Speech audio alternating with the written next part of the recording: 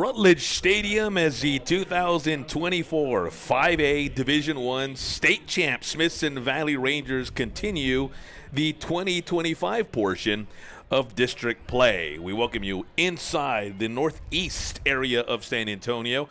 Brian Hill, Hector Ledesma here to bring you what should be another exciting night of Rangers football.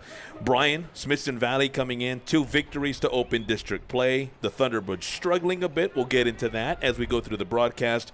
But a great night for Smithson Valley here and a chance to pick up a road win in a stadium that's seen a lot of great games over these last couple of decades. It sure has, obviously with Wagner, but also with Judson back in the day. Obviously the two share a field, and so a lot of history on this field. Wagner, Wagner's Wagner. Even though they're 2-3, they're 1-1 in district. They're always a very physical football team, a talented, fast football team. And as you well know, with the offense that they run, they're going to run the ball. And so that means possessions are going to be at a premium because they're going to take some time off the clock. So really got to capitalize on the few offensive possessions that you do have. We'll probably be done by 9 o'clock tonight would be my guess. Opening kick, we're underway. Hunter Haug on the return, crossed the 25, past the 30, near the 35. That's where he's brought down, and that's where Smithson Valley will start its first possession of week 7 of the high school football season. It just flies by, Brian. Once you get into it, I had to double take this week and in preparation and say, wait a minute, we're already in week 7? How does that happen? But it happens every single season like that. Yeah, we're over halfway through the regular season. This entire district, it wasn't just the Rangers, the entire district had the bye week last week, and so hopefully on both sides of the ball, you had some chance for people to rest up and get some guys back from injury, and so it's always a little interesting to see how people come off the bye week. They're going to be sharp, or is it going to take them a little while to get into it? Brian mentioning Wagner coming in, 1-1 in district play. They lost to Piper to start and then beat MacArthur 2 weeks ago. First snap of the game, Ty Knutson slants caught across the 40 near the 45, and a good pickup on 1st and 10. Brody Wick getting the start tonight. Did against Piper as well, and making good on the first play from scrimmage. Yeah, and those are going to be there. Those single coverage type plays. I expect Wagner to load the box. He can stop Smithson Valley's run, try to stop Piegler. And so if we can win some one-on-one matches with some easy throws, stops, little slants, maybe quick out routes, it'd be good for the Ranger offense. That's Brody, 11th catch of the season. Knutson rolling right. Here's Luke Peace in the flat, dropped. Or did he catch it and then fumble out of bounds? He caught it and fumbled out of bounds. Okay. The referee, not a good spot. In theory, you can't, once you fumbled, if it goes out of bounds ahead of you, it's supposed to be where you fumbled at. You can't gain yards on a fumble. Makes sense. But we accidentally kicked it forward, and they went ahead and just marked it where it went out. So we got an additional 7 yards on it, even though I'm pretty sure he'd have gotten more than that if he'd hung on to it. He was pretty wide open over there. Luke Peace becoming a bigger part of this offense as the season's gone along. That is 15th catch of 2025. He came in with 214 yards receiving. He scored 2 touchdowns, along of 62. That came a couple of weeks ago in a big win against Madison. So as Brian mentioned, the Rangers have it at their own 49. That's the spot. So after all of that, Brian, I think they're going to mark it back to where it should have gone. Yeah, right? They talked about it. One of the refs talked to the others, and they figured it out. So, again, it's only about a gain of 7 or 8. It's a first down still, but would have been much more. Just must have fumbled on the exchange, but the referee's got the spot right. You can't advance or you can't gain yards with a fumble. Otherwise, people just run on the sideline about to get tackled. They just throw the ball forward out of bounds and try to pick up a first down or something. Haug out to the far left. Wick was in the slot. Here's Piegler coming around right, cross the 40, and another first down for the Rangers. Pretty good blocking up front, but really good vision by Piegler. It was kind of an inside zone there, and everything in the inside was clogged up. So he was patient, hit a little jump cut. Wagner doesn't do a good job of sealing the edge, and so he was able to bounce out the backside, and with Piegler's speed, outran into the corner, picks up another first down. Piegler, 92 carries coming in, 544 yards on the season. 5.9 yards per carry every time he touches it. He scored 11 touchdowns on the grounds. Shotgun for Knutson. Rolling to his left this time. Looking for Peace. A little well beyond him. It looked like a little bit of indecision there from Ty. The corner had his eyes inside, so the outside receiver ran a vertical, hoping to take the corner with them, and then ran an out route by the inside receiver. But that corner had his eyes inside, so I think Ty was a little bit worried that corner would fall off of it and either intercept it or have a big hit on his tight end. And so I think that just created a little bit of hesitation. But the route was open. I expect the Rangers to come back to that at a later point in the game. As Brian mentioned, it's Brody Wick who was on that far side, taking the corner with him deep. Peace in the slot, this time to the right. Haug, second catch in the early going, and Hunter, actually I think that's his first catch. He was the kickoff returner, but in terms of plays from scrimmage, that's his first touch, and it gets Smithson Valley to third and manageable. And it was a really good play by the number 3 for Wagner, Jamie O'Brien. As soon as we threw that out there, I thought we were going to have tons of space, especially with Haug's speed, but he did a good job of running through the block of the outside guy, forcing Haug back inside, and the linebacker chased him down for a minimal gain. Jamie and O'Brien, good size for the Thunderbirds, 6'2", 175. Piegler on third down, fighting his way toward first down yardage. He's close. And that play call right there tells me that Coach Hill knew that it was 4-down territory. It's 3rd and 5. Don't get me wrong, our running game is more than able to pick up 5 yards, but you would think that you would have a pass play or some sort of play to get it past the sticks. By him handing off on an outside zone, if we get the first down, great. If not, we'll pick up a couple yards and make it 4th and manageable. So he was thinking 4-down territory the whole way. 1 yard needed for a new set of downs. 4th down from the Wagner 28. Piegler, right side, first down and more, near the 20. Yeah, that time Wagner had everybody up on the line of scrimmage, and in my head I'm thinking if we could just break through that first level, it's probably a touchdown because they got everything up on the line trying to stop that 4th and 1 play. Again, good vision by him, bouncing it back out the outside, but knowing that it's 4th and 1, not keep going to the outside. Eventually stuck his foot in the ground and got north and south and picks up a pretty relatively easy fourth down conversion. Going right side, the right tackle is 76, Aiden Verrett. The right guard is 55, Clinton Goss. Piegler again, the pitch across the 20. Stays in bounds, a first down for the Rangers. That was a really good lead block by the fullback, Braxton Sawyer there. That even technically wasn't his guy. I think it was linebacker number 40, Jeremiah Cruz, came from the inside. He was supposed to get picked up by the offensive lineman, but Braxton saw there's nobody really out there, so he scanned back to the inside, peeled back, and got just enough of the linebacker to spring Piegler there. So really good recognition by Sawyer there at fullback. Kyle Gugliotti, the center, Jake Irwin, the left guard, Briley Bowman, the left tackle, to round out the Rangers' offensive line. On 1st and 10 from the 11, here's Piegler working inside again, cutting it in before he stopped it right around the 5. Yeah, shout out to the big boys up front. This whole drive, Piegler, don't get me wrong, he's had great vision and made some great runs, but it feels like he doesn't even have to make his cut, or he's not even getting contacted until he's 2 or 3 yards into the line of scrimmage, and that tells me the big boys up front are getting movement on the D-line, and it's not a small D-line. Big number 99 in there, Juan Gutierrez, is a big old boy, but Ranger O-line getting movement early. 2nd and 4 at the 5. Braxton Sawyer in motion. Piegler coming left. He's got Green in front of him after he breaks a tackle, and Caleb Piegler gets into the end zone for the 12th time in 2025. Good for 6 and an early lead on the Wagner Thunderbirds. And 12 touchdowns through 5 games. I'm not a mathematician, but it's typically about 2 per game, and so he's well on his pace here. But, again, just really good blocking up front. They had everybody crammed inside, down by the goal line. They're thinking goal line, we're going to run the ball right at the middle. Coach Hill calls an outside zone play, and if you can get the edge set with everybody inside, it's a walk-in, and that time it was. Great first drive by the Rangers. Trent Amaya, as he usually is, money on the extra point. 7:50 remaining in quarter number 1. The Rangers strike on their first possession. We're back after this on the Rangers Network. Smithson Valley on top of Wagner early. We would like to thank Chick-fil-A at Stone Ridge for sponsoring our Rangers. They are a huge part of our community and have Ranger athletes of their very own. Thanks, Chick-fil-A at Stone Ridge. The Rangers appreciate Jeremy Fuller State Farm's support year after year of our Smithson Valley athletes. If you need home, auto, insurance, and more, call Jeremy Fuller State Farm today. Our Smithson Valley athletes appreciate the branch for all of their support. They keep our hungry athletes fed and contribute towards scholarships and overall athletic needs year after year. The Rangers appreciate you. Smithson Valley Ranger athletes appreciate Christopher Ashley Pulls. Thank you for all of your support. They are a big part of our community and have their very own Ranger athletes. When you are ready to complete your backyard paradise, Christopher Ashley Pulls can bring your vision to life.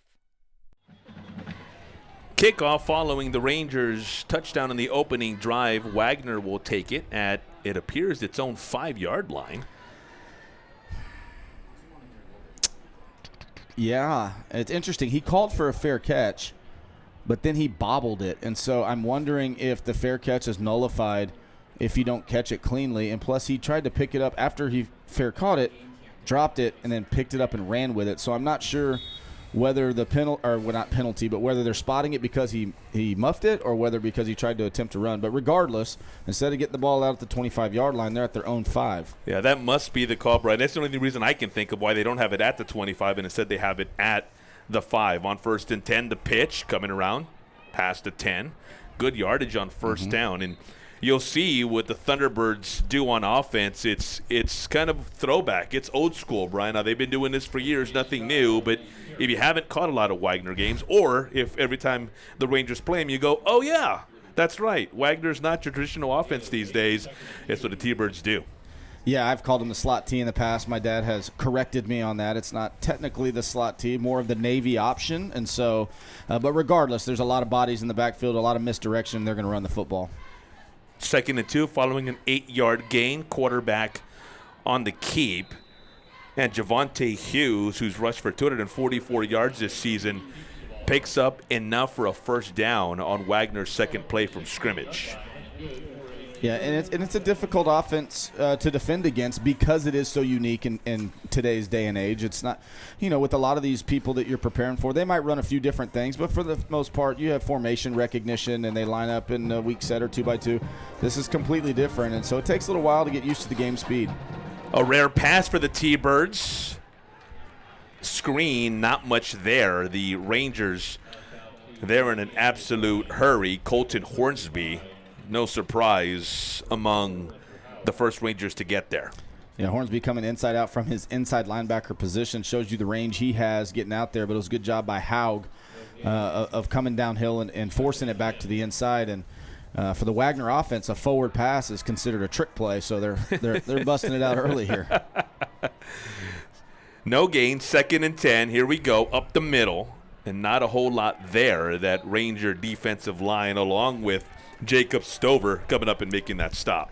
And I know that first down call, it was a pass play. We joke around, but I mean, it was a high completion. It was just a little hitch route out there, but yeah. It's just curious as to why the first 2 plays of the game, they got 7 yards and then 4 yards got a first down. Then they throw it and for no gain, and now they're really behind the chains, and that's not what Wagner's offense is really built on. They want to get 3 or 4 yards a pop. And being behind the chains 3rd and 10 does not bode well for them. Javonte Hughes back to pass under pressure, pass high or short, depending on who might have been the intended receiver. Number 11, Travis Wade, was standing at the 30. I'm not entirely sure, though, that he was the intended target.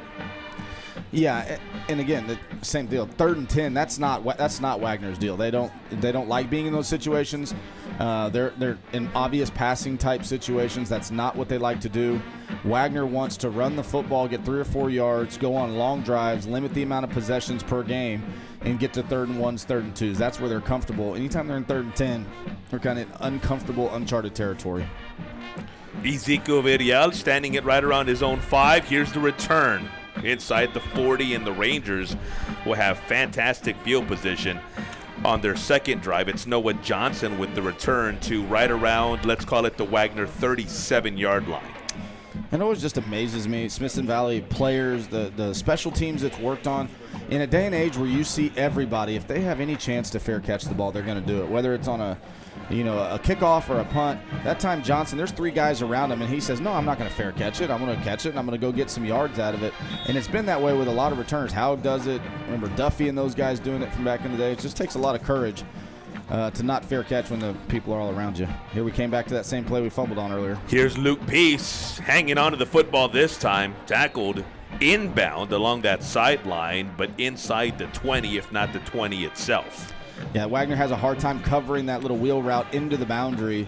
And obviously that very first series we ran on the second and third play would have been a big gain, but we fumbled out of bounds, so we came right back to it with the same results. They don't have an overhang player to the boundary, so fake run away, slip the tight end in the flats. That's going to be there all night. Peace's second touchdown of the night. Ty coming in 58 of 96 on the season. He's over 800 yards passing on the season. He came in with 798, 5 touchdowns and just 1 interception. Piegler delayed handoff inside the 20 near the 15. That Wagner D led by Juan Gutierrez, aforementioned by Brian, Javion Rector, Abube Charzon-Wankwo, their defensive end, Demontre Drummer, Emmanuel James, Jeremiah Cruz, and Demarion Lackey routing out the front 7. Jamel O'Brien, Von Ray Ramsey, Javon Davis, and Jamian O'Brien, the secondary for the T-Birds. 2nd and 7. Knutson, corner, Haug. Oh, almost caught Almost coming up with a spectacular one-handed catch. Yeah, we got him. We went on a hard count, got him to jump. So it was a free play. Good ball by Ty, just throwing it up in the air, letting your athlete try to go make a play. And how dang near did one-handed, but the free play, they jumped off sides. So that's why we kind of took the shot down the field. Hunter, the leading receiver for the Rangers, both yards and completions, 20 catches, 400 yards. Quick math, even I can do it. 20 yards per catch. He scored 4 times. Can make the big play as well. Has a long of 75 this season. Yeah, he's a big body kid for a wide receiver, and then so you don't think he can be that fast, but he is that fast too. So definitely an explosive playmaker, just a junior. 2nd and 1 at the 11. Ball's on the turf. Piegler picks it up. They'll keep possession, and I think maybe a loss of about 2, depending on the spot. Yeah, fortunate there was just a loss of 2 there. I don't know what happened. We tried to run the outside zone stretch play that we scored on in the first series. Not sure whether Ty didn't get over there enough or Piegler had too wide of a path, but somehow the ball kind of hit off of Piegler's hip, and the ball was on the ground. We're fortunate for the Rangers to get back on it with minimal loss, but it should have been an easy first down pickup. Now turns into a 3rd and 2.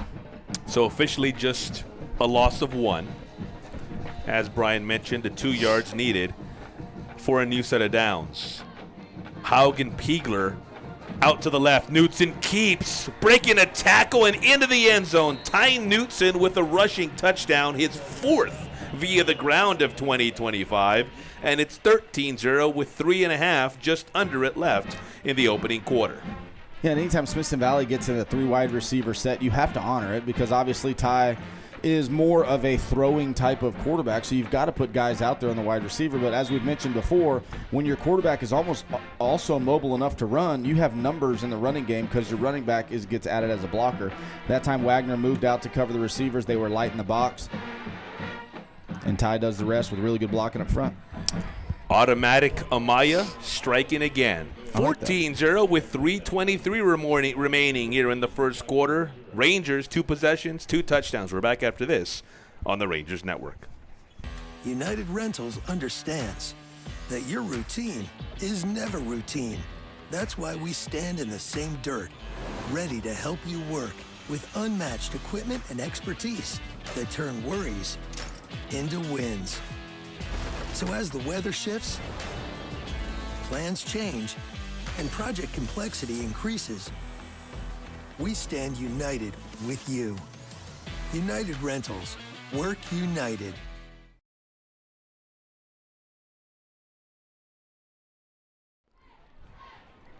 Rangers jumping on top 14-0.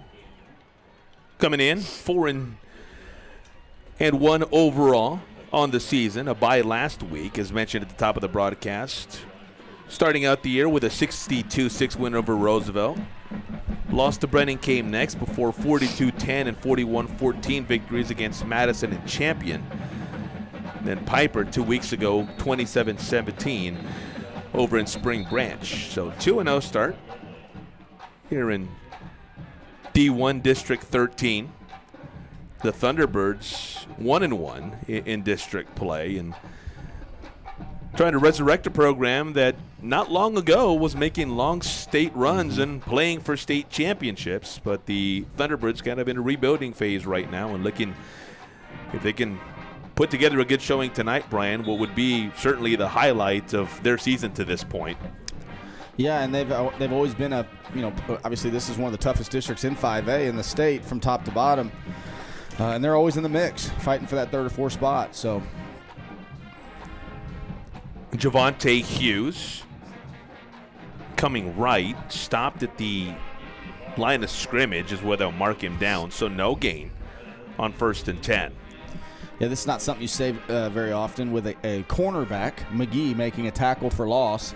But against an offense like this, with very limited amount of times the wide receivers are out there, corners are playing in the box a lot more against this style of offense. And so corners aren't covering guys much this week. They're more of run stoppers, and that time McGee did a great job. Quarterback Hughes, 244 yards on 36 carries coming in, 6.8 every time he touches it. That one had no chance. Colton Hornsby there in a hurry. Yeah, great read. Great read. And what's important when you're playing this type of offense is a lot of moving parts, a lot of misdirection. You have to read your key. And that's the thing that Wagner exposes a lot with teams that aren't used to seeing this type of offense. One missed key, and all of a sudden it could turn into a 70-yard run. That time the defensive end and the tackles did their job of taking the dive, so it freed Hornsby up to key his read without any hesitation, and he did in a big tackle for loss. And again, a very uncomfortable position for Wagner's offense in 3rd and long. 13 yards exactly needed for a first down. The pitch, 20-25. Good gain, but still well short of the first down on the carry for J. Anthony Joyner Price, the leading rusher for the T-Birds, coming in nearly 500 yards. Entering tonight on 84 carries, he scored 5 touchdowns, an average of 5.9, and he might have hit that average right there on that carry, maybe even exceeded it. Problem is they needed 13, so 4th and 6 is what they're facing. Their own 30. Yeah, again, in order for that offense to be effective, they have to win first down. They've got to get 3 or 4 yards at least on first down. They could stay on schedule anytime. I think we either tipped it. I think Hornsby might have got a hand on it. He might have into Ranger territory, but barely. And Wagner downs it at the Ranger 49. Now, as I was saying, it's just when they get off schedule, as a defense against Wagner, if you can limit the yardage on first down, then from that point forward, you're in an advantage type situation. I remember a couple years ago, I think Wagner, we were actually losing at halftime last year versus Wagner. I think we had maybe 3 possessions the entire first half because they would just go on these long drives and their formula was working. 2, 3, 4 yards a carry. They'd get it at 3rd and 2, and then they'd pick up 3. And now, 15, 16 play drives. So far, the Ranger defense has been up to the task, forcing some 3 and outs. But again, Wagner's got to get back to that in order to have a recipe for success winning on first down. Well, that 2024 game, Smithson Valley, as Brian mentioned, coming back in the second half, 30-8 the final in favor of the Rangers. Knutson back to pass here. It's Hunter Haug with the good route. Separation there on the break, hauling that one in, and then a first down for the Rangers. Really good throw. I mean, that's a deep out route right there, and that thing was thrown on a line. You could see the arm strength from Ty. Good route, and with Haug's explosiveness, that corner, once Haug gets past about 8 to 10 yards, that corner has to flip his hips and start running so he doesn't get beat deep, then shutting it down at about 14 on out route. Really difficult to defend, and a really good timing throw on a rope from Ty.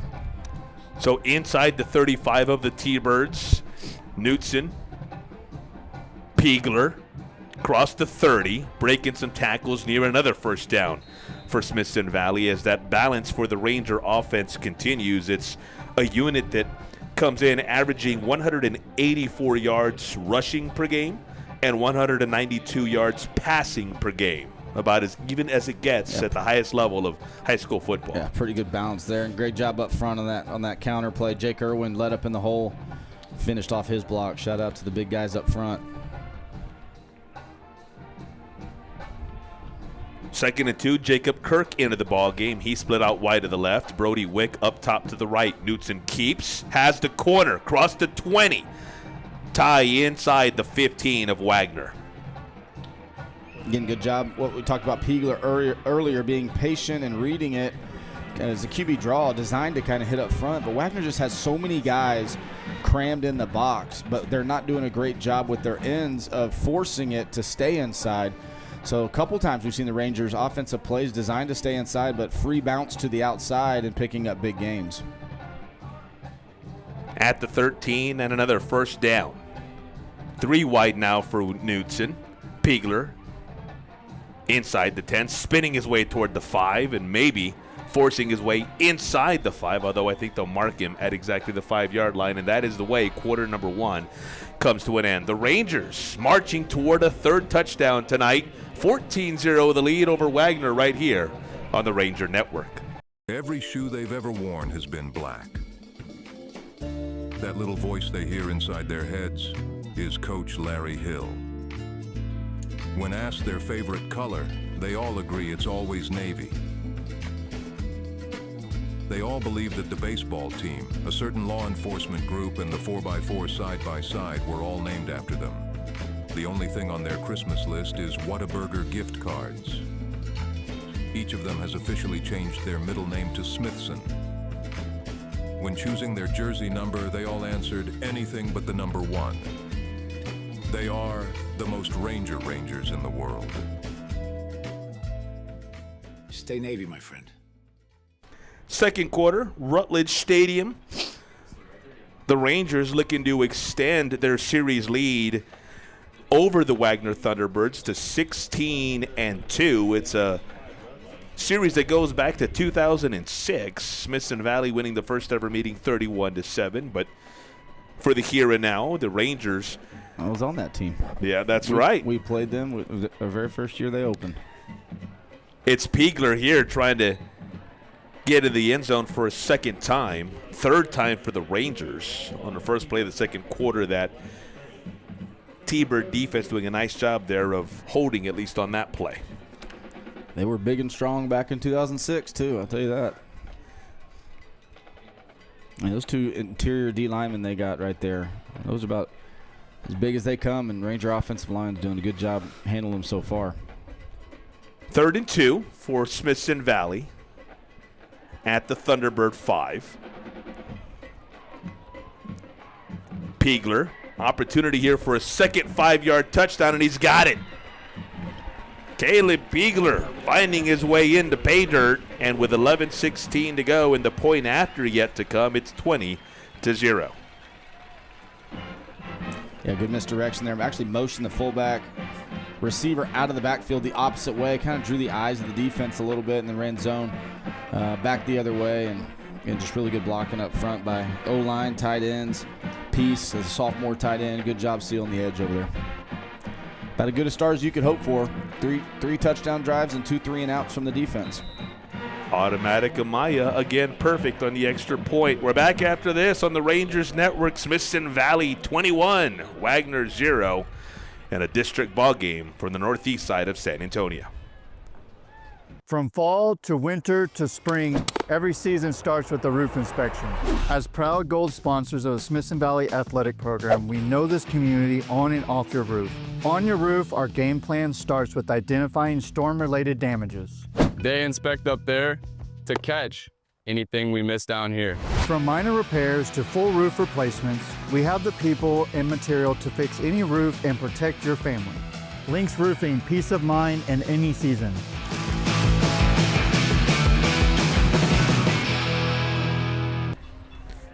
Well, Brian Hill hit it on the head as we were going to break. Can't ask for a better start. The Rangers, 3 possessions, 3 touchdowns. Caleb Piegler, 2 from 5 yards out each. And then Ty Knutson also taking one in from rushing capacity. And so with that, it's a 21-0 lead with Amaya set to kick it off yet again.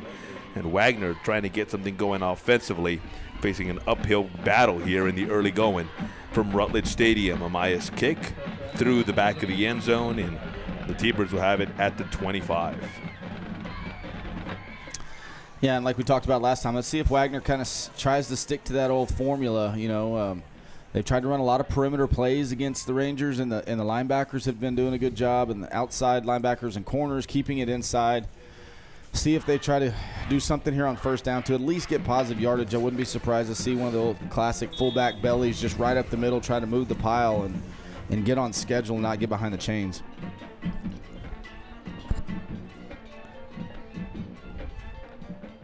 Her quarterback is Javonte Hughes. The give up the middle, not a whole lot there. A lot of white jerseys, including Phillip Smith coming up from that safety position. 22 tackles, 32, for Phillip coming into the night. And a stop there for the Ranger D. And they did. They handed off up the middle trying to get some yards. They did. They picked up 2 yards, but he was met with bad intentions from Smith and others there and limited gain. But at least they got positive yards on first down, and they're not going backwards. Following the gain to 2, 2nd and 8. There's the pitch and some room. A chance for Wagner's first big offensive play. Not huge, but easily their best offensive play to this point. It's Josie Scott, young man who came in with 26 carries, 272 rushing yards, getting the big gain there and a first down for the Thunderbirds. Yeah, 2 things there. Somebody missed their key. Obviously, someone took the dive whenever they should have been on the pitch man, but at the same time, outstanding tackle by the young corner, the sophomore, number 21, Justin Hackett. If he misses that tackle, he could still be running, so great tackle by the sophomore out in space. Fumble. Oh, and Smithson Valley's got it. Who's that? Caleb Barrow. Barrow. Great job of recovering, and you always want somebody to try to scoop and score. I'm sure his buddies over on the sideline be like, man, why didn't you scoop and score that? But at the same time, it's always better to secure it and make sure that the Rangers get the ball. But that just looked like a bad handoff. Quarterback tried to pull it out of the belly of the fullback to pitch it, and I think the fullback tried to grab onto it thinking that he was going to keep it and putting the ball on the ground, and Ranger offense trotting out with only about a 29-yard field. Barrow, a huge part of a Ranger defensive line that is among the best, if not the best, in Greater San Antonio. Knutson, play action, deep, corner, Haug, touchdown Rangers. Taking a shot after a turnover. Sudden change, defense, they've been sitting on the bench the play before with their helmets off, and they got to run out there and maybe aren't quite ready yet, and that's why offensive coordinators love taking a shot right after a turnover, and that time pretty decent coverage. He was running with him, but it looked like he didn't know the ball was thrown, and Haug does a good job of coming back to it, high pointing it, and 1 play, 1 touchdown for the Rangers, and game's kind of getting away from the T-Birds.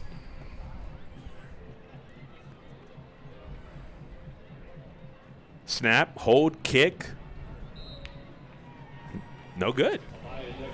You jinxed him. You said automatic Amaya. I You jinxed him. Well, that's why I didn't say it this time. Jinx. I didn't say it this time, hoping that maybe you wouldn't. The jinx would not live on. But I'll take full credit for that, Trent. That is my fault. I'm sorry. We're back after this. 9:59. All Smithson Valley save for just 1 missed extra point. United Rentals understands that your routine is never routine. That's why we stand in the same dirt, ready to help you work with unmatched equipment and expertise that turn worries into wins. So as the weather shifts, plans change, and project complexity increases, we stand united with you. United Rentals. Work united.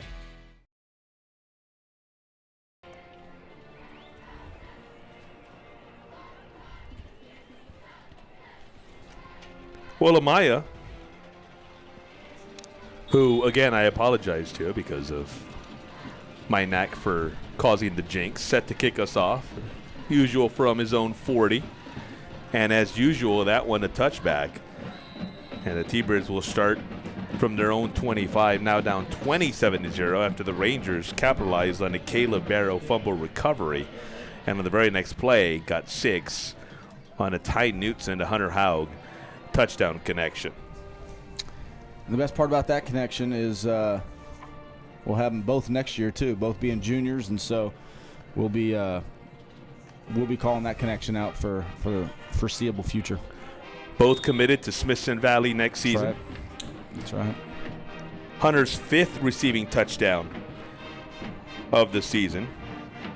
Came in with 20 catches He's got a couple tonight, so adding to that total, came in with 400 yards receiving, so obviously adding to that total as well. On the 1st and 10 carry, it is J. Anthony Joyner Price, young man who goes 5'8", 173, trying to muscle his way toward the 30, and I think he got there.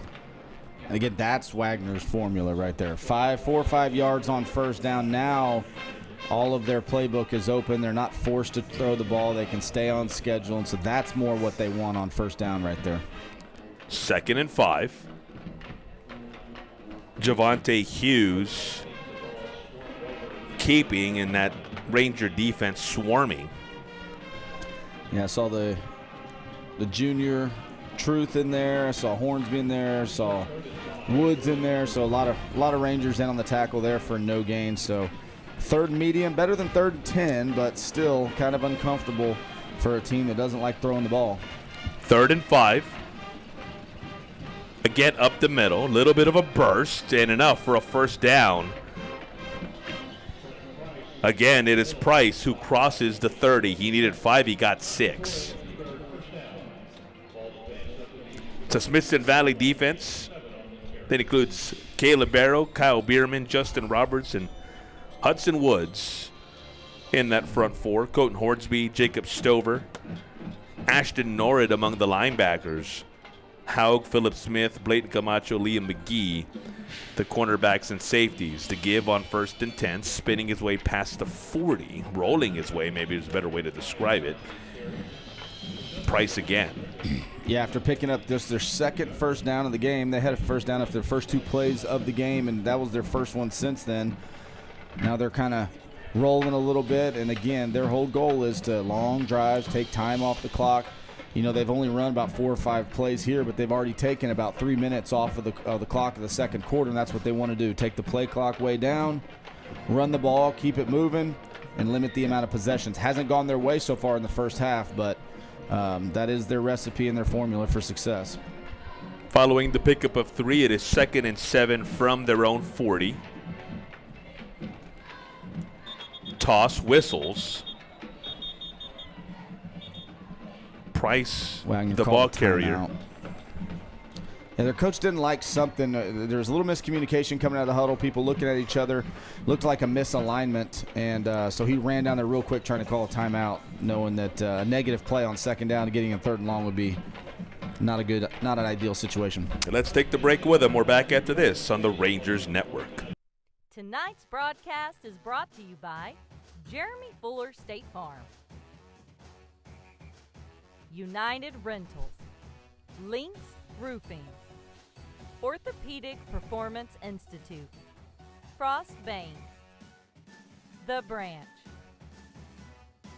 Chick-fil-A at Stone Ridge, Christopher Ashley Pools, Singer Services, Methodist Healthcare, and Wick Productions. Timeout taken by the Thunderbirds. As we resume play, they've got it 2nd down and 7 at their own 40, facing a 27-point hole as Smithson Valley has scored touchdowns on each of their 4 possessions. Up the middle, not a whole lot there, maybe a yard, maybe 2, depending on where the officials will put the ball down. Yeah, good recognition there by the linebacker Stover, limiting it to a short pickup, about 1 or 2. And here's that 3rd and medium, which most people would think it's passing type situation, but they were just in this same down and distance right before this last one. They ran the ball just straight up the middle, a little outside B gap zone play, and ended up picking up the first down. See if they stick with the run or they try to pass it. 2nd consecutive set of downs in which they faced a 3rd and 5. They got 6 on the previous one. Pitch outside, not even close. Haug among the defenders there on the stop. Yeah, and looks like they had some numbers. We would have had to have an inside linebacker come and make a play on a guy running to the sideline. They had a blocker for Haug. Haug just ran through the blocker's chest and still made the play. So an unbelievable play by him from the cornerback position, which, like we mentioned before, is much more job description this week is much more in the tackling category as opposed to covering. And him and McGee both have had big tackles in the backfield so far. Uh-oh.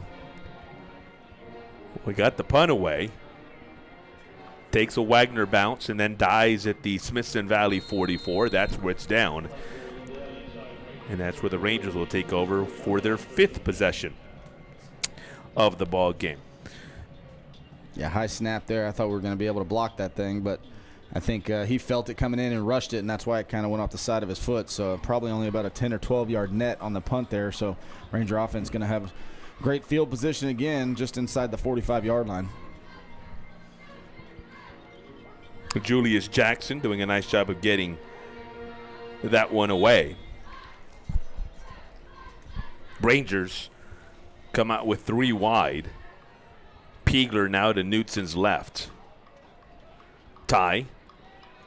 Verrett, the tight end, switching numbers. He'll put on a number 87 every once in a while, which will make him eligible to catch a pass. He normally plays right tackle. Yeah, and first play in there at tight end, little 10-yard hook route right there, and good ball by Ty, hit him around the numbers. And we know he's a big, strong, physical kid, so he turned it up and ran over a defender and picked up a first down. So, again, Verrett, an incredible athlete. If you're able to play O-line and tight end and also be an ace pitcher on the mound for the baseball team, he can. He's a guy that wears many hats and does it well. Unless I missed something in prep, that is his first catch of 2025, and that's for me. That's with me looking for receptions on his end. Knutson goes down. First time Wagner's been able to get to him. Yeah, they brought a blitz off the edge, and Piegler tried to pick him up, but he had a lot of momentum coming at him. Just kind of ran through the block. Ty tried to pull up, but it was right in his face, and as he tried to kind of come back the other way, Sack was able to get him. And so for the first time this evening, Rangers go backwards on a play, and he'll bring up a 2nd and long. Back at the 47 of Wagner. 17 yards needed for a first. 3 receivers, twins to Knutson's left. Piegler standing right next to him on his right. Knutson. Again, it's Verrett to the 40, and the Rangers getting back to the original line of scrimmage. Yeah, same one they ran earlier, just a little inside hook route. They don't have a flat defender over there. They're playing like a high cover 2, and the outside backer is kind of coming off the edge. So there's nobody in that covering the inside slot receiver on the mid-range throws, and so good job there. Nice easy pitch and catch just to make it somewhat third and manageable here. But again, maybe 4-down territory, thinking kind of 40-yard line, too close for a punt, maybe just out of Amaya's range. So even if they don't pick it up, if it's 4th and somewhat short, they might go for it. Twins to each side. Knutson keeps. He's got plenty of green in front of him. Breaks a tackle across the marker near the 20. First down, Smithson Valley. Yeah, a little quarterback draw again. Pretty conservative play call, 3rd and 10. Get everybody out of there. Get 4 wide receivers. Make them go cover him because they know that he can sling the ball, have a light box. And, again, even if he doesn't pick up the first down, probably going to get 6 or 7 yards and go for it on 4th down. But he was able to pop it for a big one. And a really good job by the offense of overcoming the negative first play on the sack and picking up a first down after having a 2nd and 17. At the 21. Clock goes under 3:35. Coach Hill wants to talk. Timeout, Smithson Valley. That's their first timeout of the first half, and we're going to take it with them. We're back after this. The Rangers on the move again right here from Rutledge Stadium on Rangers Network. United Rentals understands that your routine is never routine. That's why we stand in the same dirt, ready to help you work with unmatched equipment and expertise that turn worries into wins. So as the weather shifts, plans change, and project complexity increases, we stand united with you. United Rentals. Work united. Well, Smithson Valley taking its first timeout in these first 24 minutes. 3:34 on the clock. They are at the Wagner 21 with a 27-0 lead. Rangers offense marching toward another score. and they'll face 1st and 10 following a big run by Knutson on 3rd and 10 to get him these new set of downs. I told you this game would probably be over by 9 p.m. and we're on track for it. With Wagner running the ball, Smithson Valley running the ball, and not having very many incompletions, it's almost halftime already at 7:45. Piegler the pitch across the 20, cuts it up inside before he makes a move toward the 15. Give him about 6. Maybe 5. I think they might mark it at the 16. Look from here like he got to the 15, but officials disagreeing. Yeah, a little quick pitch out there, got the edge, pretty good blocking. Out on the edge by his lead blocker, cut it back inside, and like you said, I thought it was more than a 5-yard gain, but nonetheless, good pickup on 1st down. Brings up 2nd and 5. Knutson keeping, rolling left. Verrett, a chance at his first touchdown. Get in, big fella. Aiden Verrett, 6 for the Rangers, and a 33-0 lead. Yeah, that's the same one we hit piece on first two times in the first 2 drives. Same deal. They don't have a flat defender over there. So if we fake run away and that linebacker keys it and he runs, there's nobody that's manned on him. They technically should have a safety for it, but I guess his eyes are in the backfield. So we're 3 for 3 on that, and I think the shortest distance we've gained was when we fumbled it. With no contact, and that was still about a 10-yard pickup. So, again, we said that's going to be there all night, and happy for Verrett getting his first touchdown. And Aiden showing you firsthand why, even though he's the right tackle, he gets some reps at tight end as well. We're back after this. All Smithson Valley in the first half on the Rangers Network. We would like to thank Chick-fil-A at Stone Ridge for sponsoring our Rangers. They are a huge part of our community and have Ranger athletes of their very own. Thanks, Chick-fil-A at Stone Ridge. The Rangers appreciate Jeremy Fuller State Farm's support year after year of our Smithson Valley athletes.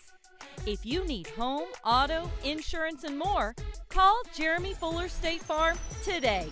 Our Smithson Valley athletes appreciate the branch for all of their support.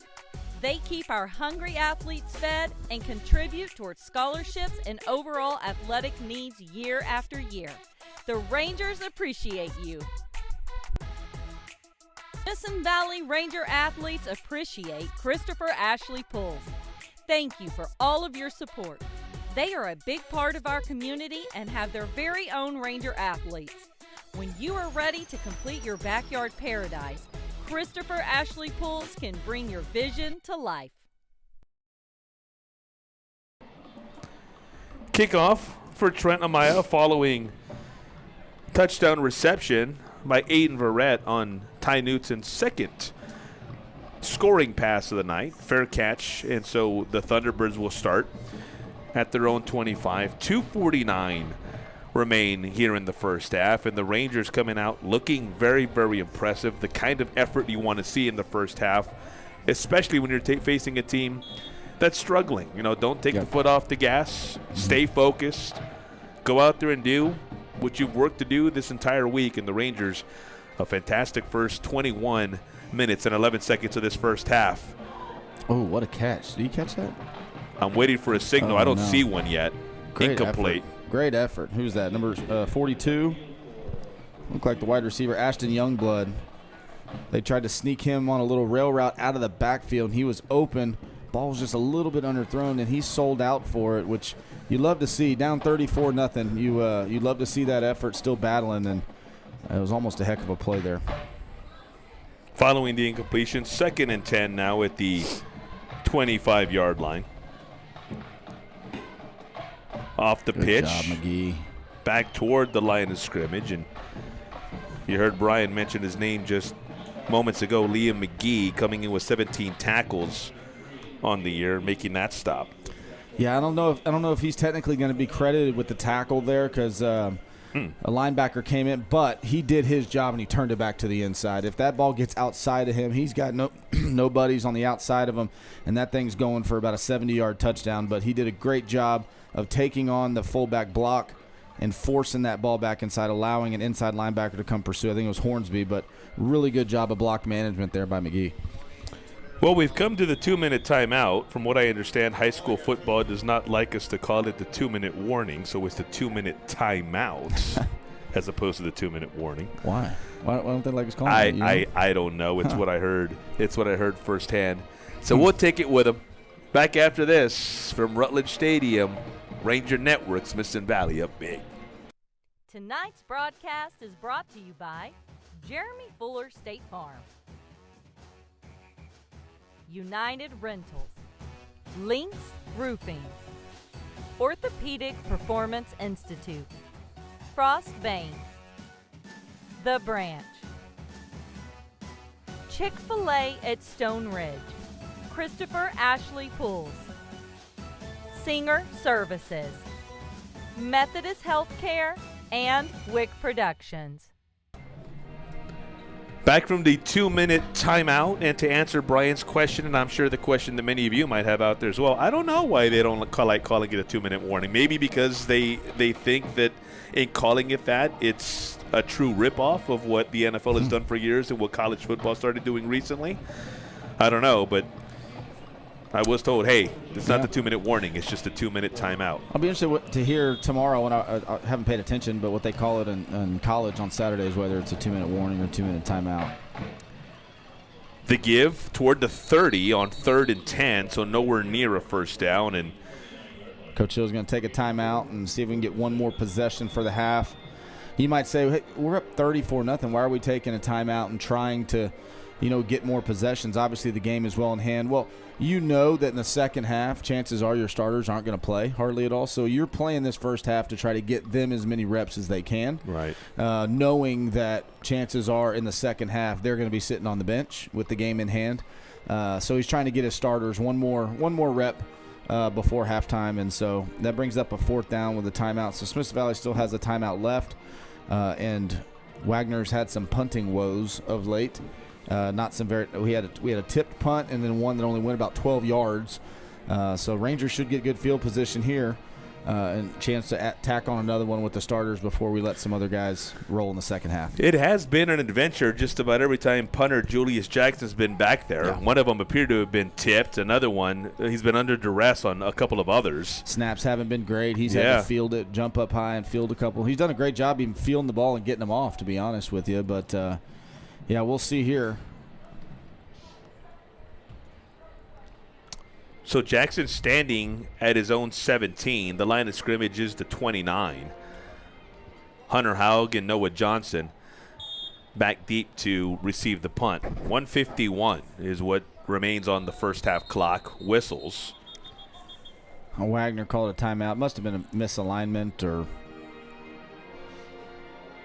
misalignment or something. They didn't like it, or they wanted to see where Haug was lined up and saying we don't want to punt it to him. We had punt left called. We want punt right because we're trying to keep it out of number 4's hands, something like that. But they had plenty of time left on the play clock, so it wasn't like they had to call a timeout or get a penalty. So they must have seen something they didn't like. So even though they're about to punt it away, I want to ask this, Brian, because we're going to see it here in the second half, and their starters will play somewhat in the third quarter. Let's assume that the game continues to go down the trail it's on now.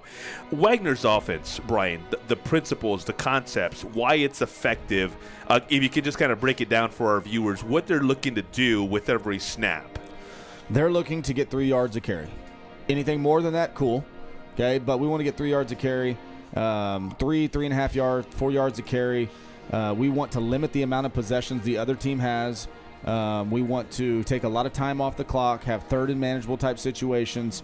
And for years, that's been the recipe for success. It's not like this is a new offense that they're trying and they're just not, meshing well. They've done this for a long, long time, and it's been very successful for them. They put in a new punt formation. Yeah, and that they got the punt off, and here's Haug coming back the other side of the field across the 40. There's a marker, run out of bounds inside the 30, but we'll see what the flag is for. There's about 7 of them out there. Every ref threw it. It was Smith. If this was 10 years ago, those wouldn't have been penalties there, but it was a peel back block, a blindside block. Good collision there. Like I said, 10, 15 years ago, he'd be getting high fives from his buddies jogging off the field because he licked him pretty good. But in today's world, if they're not looking, especially on a special teams play where it's kind of cross field and behind the play, they're going to call that, and all 3 refs that were in the vicinity saw it, and all of them launched it. So it was a penalty by today's standards, but that's gonna take away. I mean, that's about 25, 30 yards because it's from where the foul took place. Yeah, spot foul. Yeah, and Haug actually ran about 15, 20 yards further than that. So you subtract that plus the 15 yards. That's about a 35-yard penalty. At the 46 is where the Rangers will start. 1:39, and they've got a timeout, so time not an issue whatsoever. Knutson slants. Brody Wick with the catch. Nope, Jacob Flags Kirk. everywhere. It's 11, not 19. It's Kirk with the catch, pardon me. But there are penalties, so it might not even stand as a catch, although this in the area of where normally you have Wagner has 12 guys on the field. Something that's related to the defense, especially considering there was no Smithson Valley player anywhere near that area. There they go. They're getting somebody off now. Yeah, they had 12. They had 12 on the field, and so be interesting to see if Coach Hill. I didn't see. I was kind of watching it. I was counting their players. I was like, God, they have an extra safety out there. But see if Coach Hill accepts the penalty or accepts the result of the play.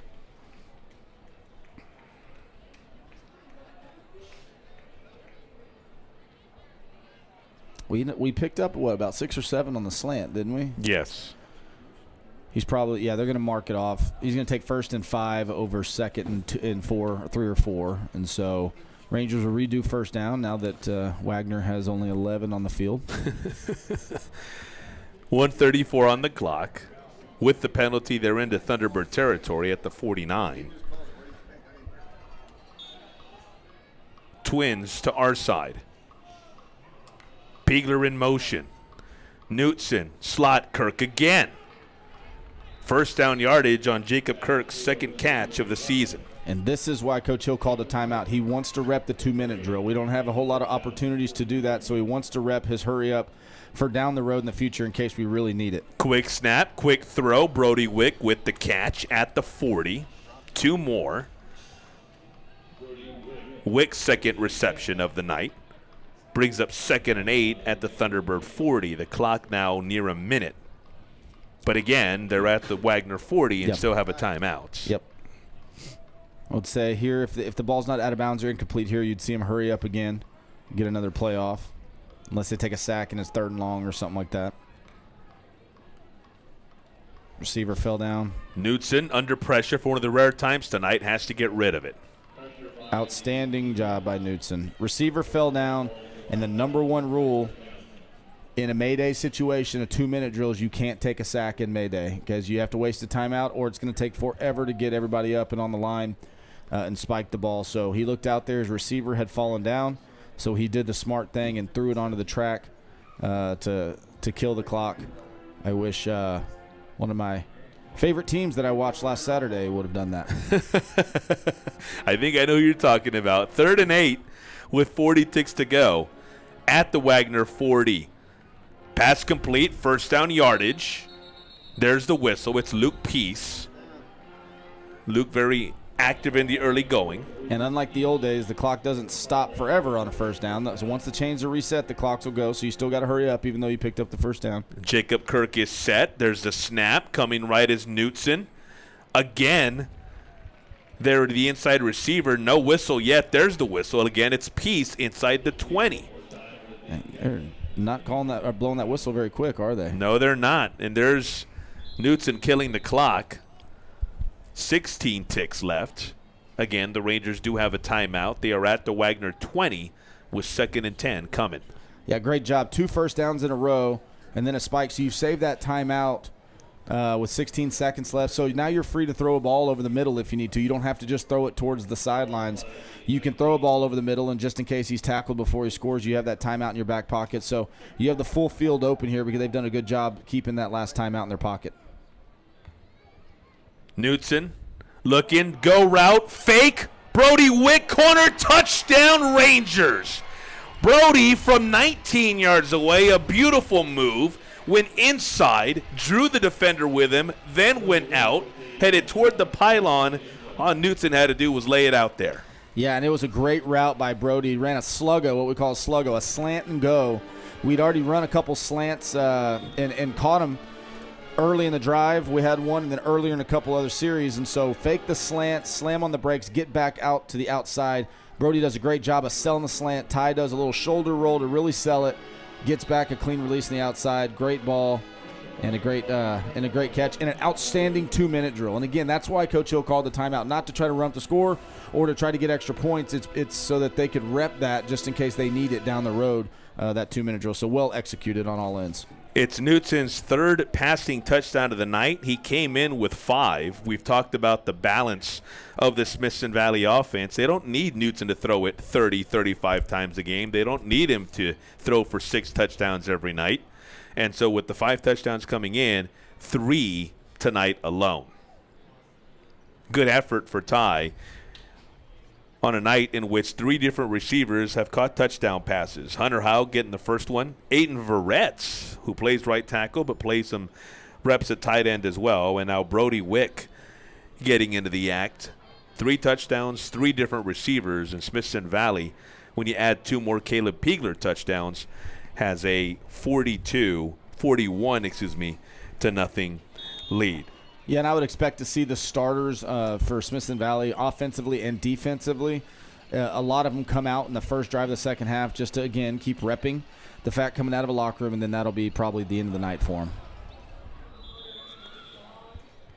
In recapping the score right now, I also left off a Knutson rushing touchdown, so that's how they have the 6 touchdowns. His 3 touchdown passes, the 2 by Piegler, and then 1 on the ground. So Ty Knutson accounting for 4 touchdowns tonight. In one half of football. In one half of football. And probably only one more drive, the first one out of the half would be my guess. Just 9 ticks remaining before the intermission as Wagner comes out at its own 13. Actually, ball's at the 7, not the 13. Apologies, I was reading off the scoreboard. They got it corrected now, though. Easy mistake to make. That's the second time Wagner's done that, too. Tried to fair catch it, and they botched the ball, and so it's there where they botched it. Up the middle, it's Price.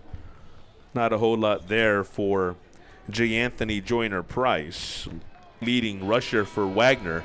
There's the horn, and those are the first 24 minutes. Smithson Valley well on its way to yet another impressive district victory. One more half of football to go, though. 41-0 over Wagner at the intermission. We'll see you second half right here from Rutledge Stadium. At Lynx Roofing, every job has a halftime.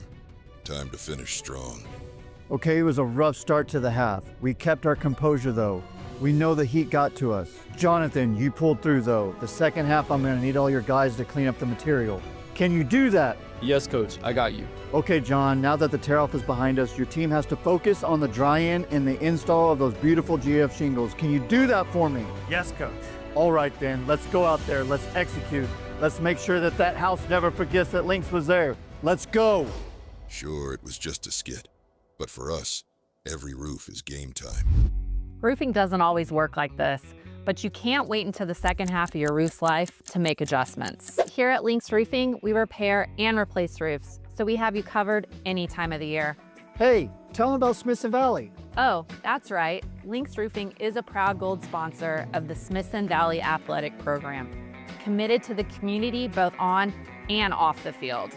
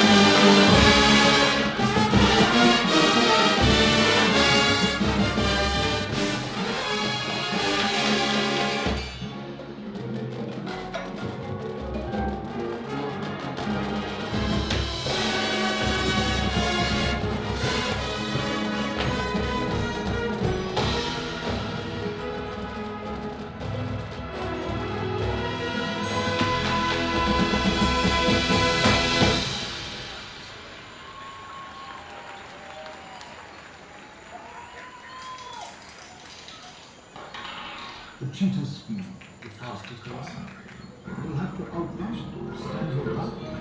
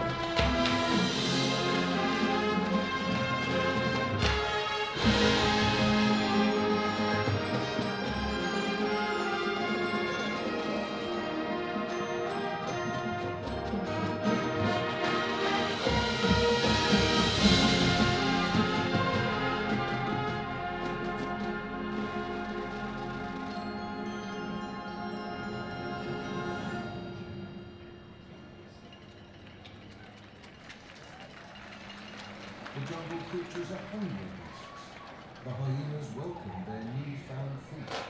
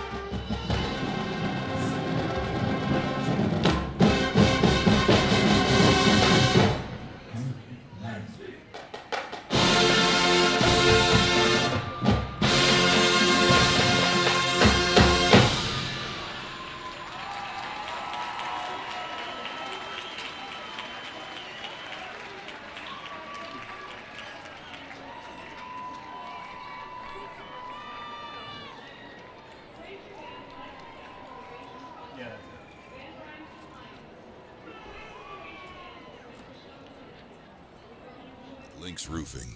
Every job has a halftime. Time to finish strong. Okay, it was a rough start to the half. We kept our composure though. We know the heat got to us. Jonathan, you pulled through though. The second half, I'm gonna need all your guys to clean up the material. Can you do that? Yes, coach, I got you. Okay, John, now that the tear-off is behind us, your team has to focus on the dry-in and the install of those beautiful GF shingles. Can you do that for me? Yes, coach. All right then, let's go out there, let's execute. Let's make sure that that house never forgets that Lynx was there. Let's go. Sure, it was just a skit. But for us, every roof is game time. Roofing doesn't always work like this, but you can't wait until the second half of your roof's life to make adjustments. Here at Lynx Roofing, we repair and replace roofs, so we have you covered any time of the year. Hey, tell them about Smithson Valley. Oh, that's right. Lynx Roofing is a proud gold sponsor of the Smithson Valley Athletic Program, committed to the community both on and off the field.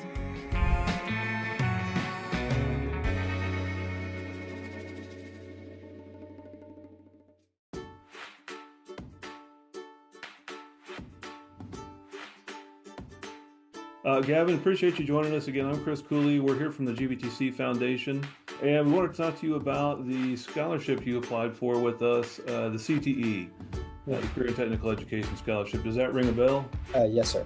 Where did you find out about this scholarship from? How did you hear about it? Actually, one of my friends texted it to me just because they knew I participated in the CTEs. Well, let me tell you, that is a very good friend, because we're here to tell you you have won the 2025 GBTC Foundation $7,500 CTE scholarship. Congratulations. Thank you. All right. How are y'all doing today? Good. I think. Well, sorry to call you down to the office. This is Chris Cooley, and we're here with the GBTC Foundation. We wanted to talk to you about the Ola Armstrong Scholarship that you applied for. Does that ring a bell? Yes, sir. I'm sure you've applied for quite a few, right? There's a lot of scholarships out there, but we're here to tell you that you are the recipient of the 2025 $15,000 Ola Armstrong Scholarship from the GBTC Foundation. Congratulations to you. I couldn't be more proud. Thank you so much. Well, hello, Riley. This is Chris Cooley here from the GBTC Foundation. How are you today? I'm good. How are you? Doing well. Well, sorry to catch you on the road. No, you're good. We looks like you're in trouble here. There's a lot of people here, but we've got some questions about your application. This is regarding our GBTC Foundation Richie T. Sorrells Scholarship. Yes, sir. Does that ring a bell? Yes, sir, it does. I'm sure you filled out a lot of applications. We see you're on the road. I know you're coming back from a school trip, so we'll jump right to it and tell you congratulations. You are the recipient of the 2025 GBTC Foundation $25,000 Richie T. Sorrells Scholarship. Congratulations. Oh my gosh. Congratulations. Thank you so much. I was not expecting this. Well, I plan on going into graphic design at Texas State University, and hopefully afterwards being able to use that in my own career experience and hopefully start a business or work through a business, learning on that. Well, I just want to start by saying thank you to the GBTC Foundation again for giving me this opportunity. It'll go a long way in helping pay for college by covering just a chunk of my first semester or more. I'm planning to do something with math, not quite sure yet, but perhaps actuarial science, and this will definitely help further my education in that. So thank you very much again. So this is going to go towards my education at Texas A&M University. I plan to major in animal science and pursue a career in veterinary medicine, whether that be through working in a vet clinic or product development and research. It's been a passion of mine for many, many years, and I plan to pursue that further in the future. I want to say thank y'all so much for all that y'all do to support youth development in our community. It means so much to me and countless other youth, and it really encourages youth in our community, whether that by acknowledging their leadership, community service, and hard work. So I just want to say thank you for everything that y'all do to support youth in our community. It means so much to me and countless others.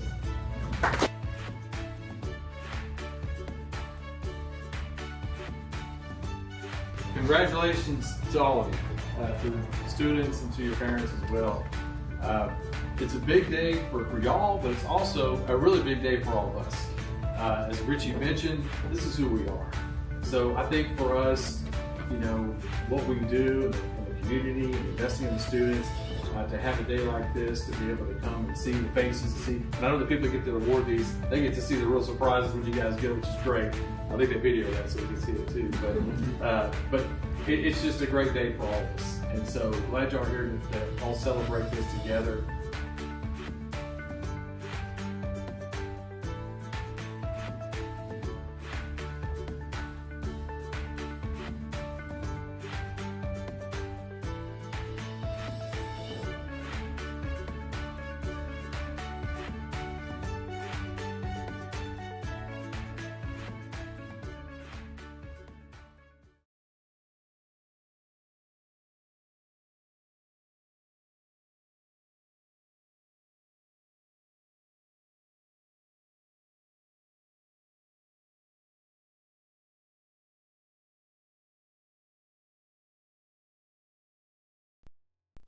Comal ISD has always been more than a district. It's a community where friendships are made, traditions are built, and futures are launched. Now, we're inviting you, our alumni, to join the next chapter. The Comal Education Foundation is launching the Alumni Network to celebrate your stories, build connections, and support today's students. Wherever life is taking you, we want to welcome you back. Visit comalisd.org/alumni and join today. Tonight's broadcast is brought to you by Jeremy Fuller State Farm, United Rentals, Lynx Roofing, Orthopedic Performance Institute, Frost Bank, The Branch, Chick-fil-A at Stone Ridge, Christopher Ashley Pools, Singer Services, Methodist Healthcare, and Wick Productions. We would like to thank Chick-fil-A at Stone Ridge for sponsoring our Rangers. They are a huge part of our community and have Ranger athletes of their very own. Thanks, Chick-fil-A at Stone Ridge. The Rangers appreciate Jeremy Fuller State Farm's support year after year of our Smithson Valley athletes. If you need home, auto, insurance, and more, call Jeremy Fuller State Farm today. Our Smithson Valley athletes appreciate the Branch for all of their support. They keep our hungry athletes fed and contribute towards scholarships and overall athletic needs year after year. The Rangers appreciate you. Smithson Valley Ranger athletes appreciate Christopher Ashley Pools. Thank you for all of your support. They are a big part of our community and have their very own Ranger athletes. When you are ready to complete your backyard paradise, Christopher Ashley Pools can bring your vision to life. United Rentals understands that your routine is never routine. That's why we stand in the same dirt, ready to help you work with unmatched equipment and expertise that turn worries into wins. So as the weather shifts, plans change, and project complexity increases, we stand united with you. United Rentals. Work united.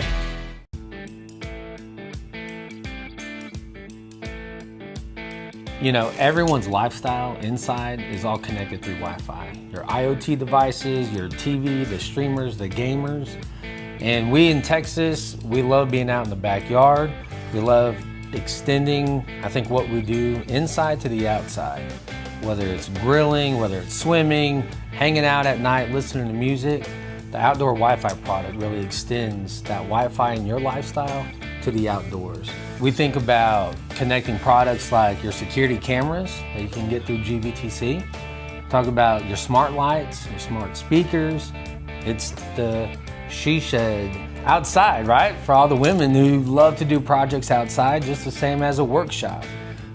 Wherever you want to connect your Wi-Fi, it really is taking the best of the indoor premium Wi-Fi and extending it outdoors into whatever lifestyle that you have.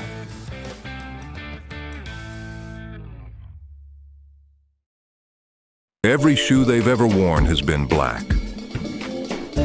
That little voice they hear inside their heads is Coach Larry Hill. When asked their favorite color, they all agree it's always navy. They all believe that the baseball team, a certain law enforcement group, and the 4x4 side-by-side were all named after them. The only thing on their Christmas list is Whataburger gift cards. Each of them has officially changed their middle name to Smithson. When choosing their jersey number, they all answered anything but the number 1. They are the most Rangers in the world. Stay Navy, my friend. Are you sure you don't want to go to the movies, Abuela? Mijo, I love you, but I prefer the classic movies. You go, have a good time.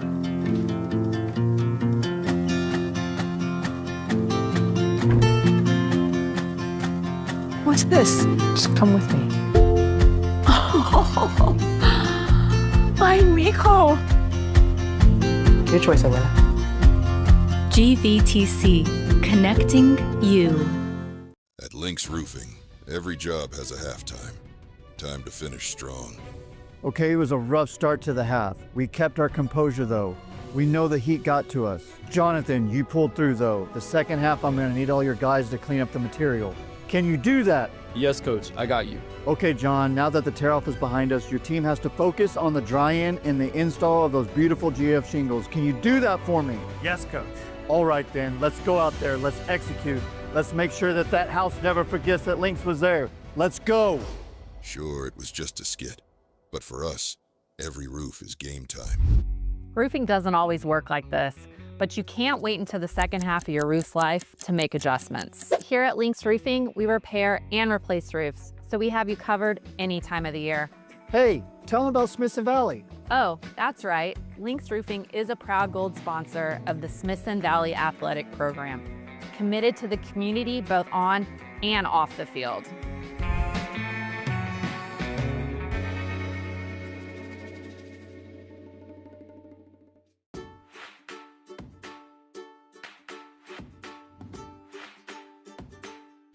Gavin, appreciate you joining us again. I'm Chris Cooley. We're here from the GBTC Foundation, and we want to talk to you about the scholarship you applied for with us, the CTE, the Career and Technical Education Scholarship. Does that ring a bell?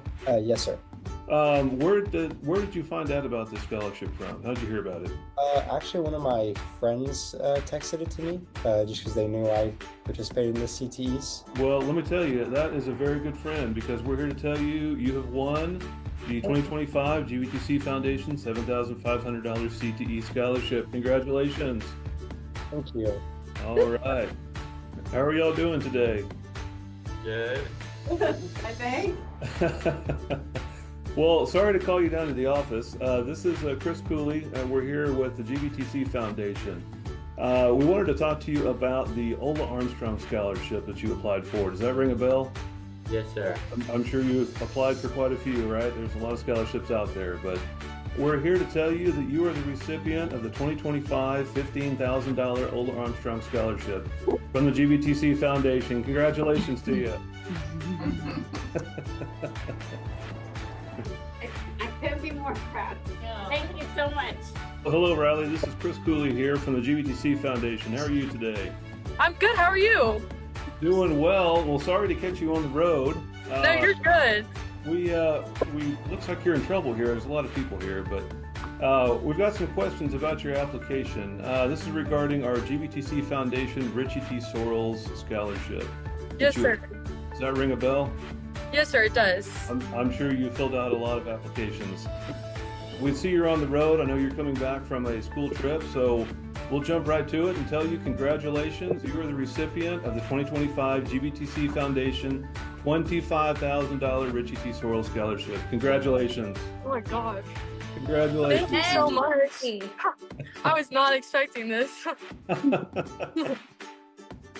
Well, I plan on going into graphic design at Texas State University, and hopefully afterwards being able to use that in my own career experience and hopefully start a business or work through a business, learning on that. Well, I just want to start by saying thank you to the GBTC Foundation again for giving me this opportunity. It'll go a long way in helping pay for college by covering just a chunk of my first semester or more. I'm planning to... Second half about to get underway. The Smithson Valley Rangers, a 41-0 lead over the Wagner Thunderbirds in a 5A Division I District 13 matchup. Third league game for both programs. Smithson Valley getting the ball first, making good use of it. The Rangers scoring on every one of their 6 possessions in the first half.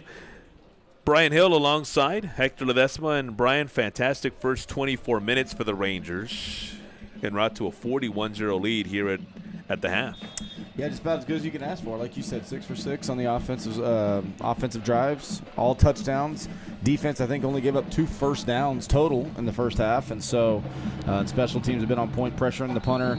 Had a couple kickoffs where we purposely kicked them short to try to get even better, pin them even deeper than the 25. And twice they bobbled it and did. And so I'm sure the Ranger coaches on film will find something to coach, but from our point of view, is about as perfect of a half as you could play. At the 25 is where the Thunderbirds will start, following a Trent Amaya kickoff that goes through the end zone. Touchback, usually the case whenever Trent wants to and aims to kick it through the back of the end zone, it's going to happen. And so with that, first play of the third quarter from scrimmage. Javante Hughes, a quarterback, and not a whole lot of room there. Caden Leak. Yeah, Leak and Truth was in there really quickly, beat their guys. They just beat their one-on-one matchup, and Truth from the backside got inside of the guard that was trying to reach him and made a tackle for loss. And again, much like we talked about in the first half, Wagner can't afford to not have successful first downs. This offense is predicated around getting a couple yards on first down and staying on track. Leak in there at that right end spot. Truth Duvall alongside him. Up the middle, gain of about 6, and so third and manageable, which is what Wagner likes to do coming up for the T-Birds. Yeah, and that's kind of that.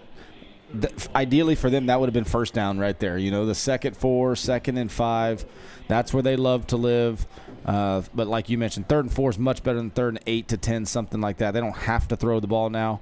Let's see if they can pick it up or if the Rangers can get a quick 3 and out. At the 31, on 3rd and 4, they're short. Needed the 35, got to the 33. Pretty good job by the running back just to even have a chance to get that first down. He was made first contact kind of right at the line of scrimmage and kept turning his feet and drug a guy or two a couple extra yards, but still not enough to make it. And unless they fake it here, it'll be another 3 and out for the Wagner offense and another great field position for Smithson Valley. They've had some punting woes. We blocked one, and they kicked 2 out of bounds that are only went about 10 or 15 yards. And then I don't know what's worse, getting in the hands of the 2 dangerous returners back there as well. That's Hunter Haug and Noah Johnson.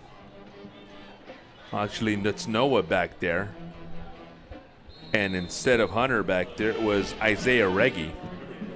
Yeah, the sophomore there. He's an explosive player, kind of waiting to get him into get him some reps. And I would imagine that in the second half, he'll be able to get some good quality reps, as will pretty much everybody if the game stays the way we think it's going to stay. Hopefully that means Haug is just taking a break. He's usually back there, obviously. Hopefully he's just taking a break and he's not banged up or anything like that. Well, Reggie in at receiver to start the third quarter. Ty Knutson, the quarterback.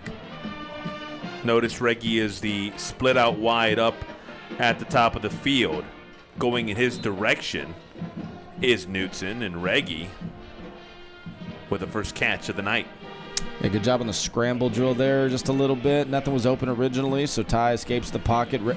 Reggie comes back to the ball, kind of down the sideline, and able to go down and catch the low ball there, and positive yardage on first down. Isaiah's a sophomore. That's his 7th catch of 2025.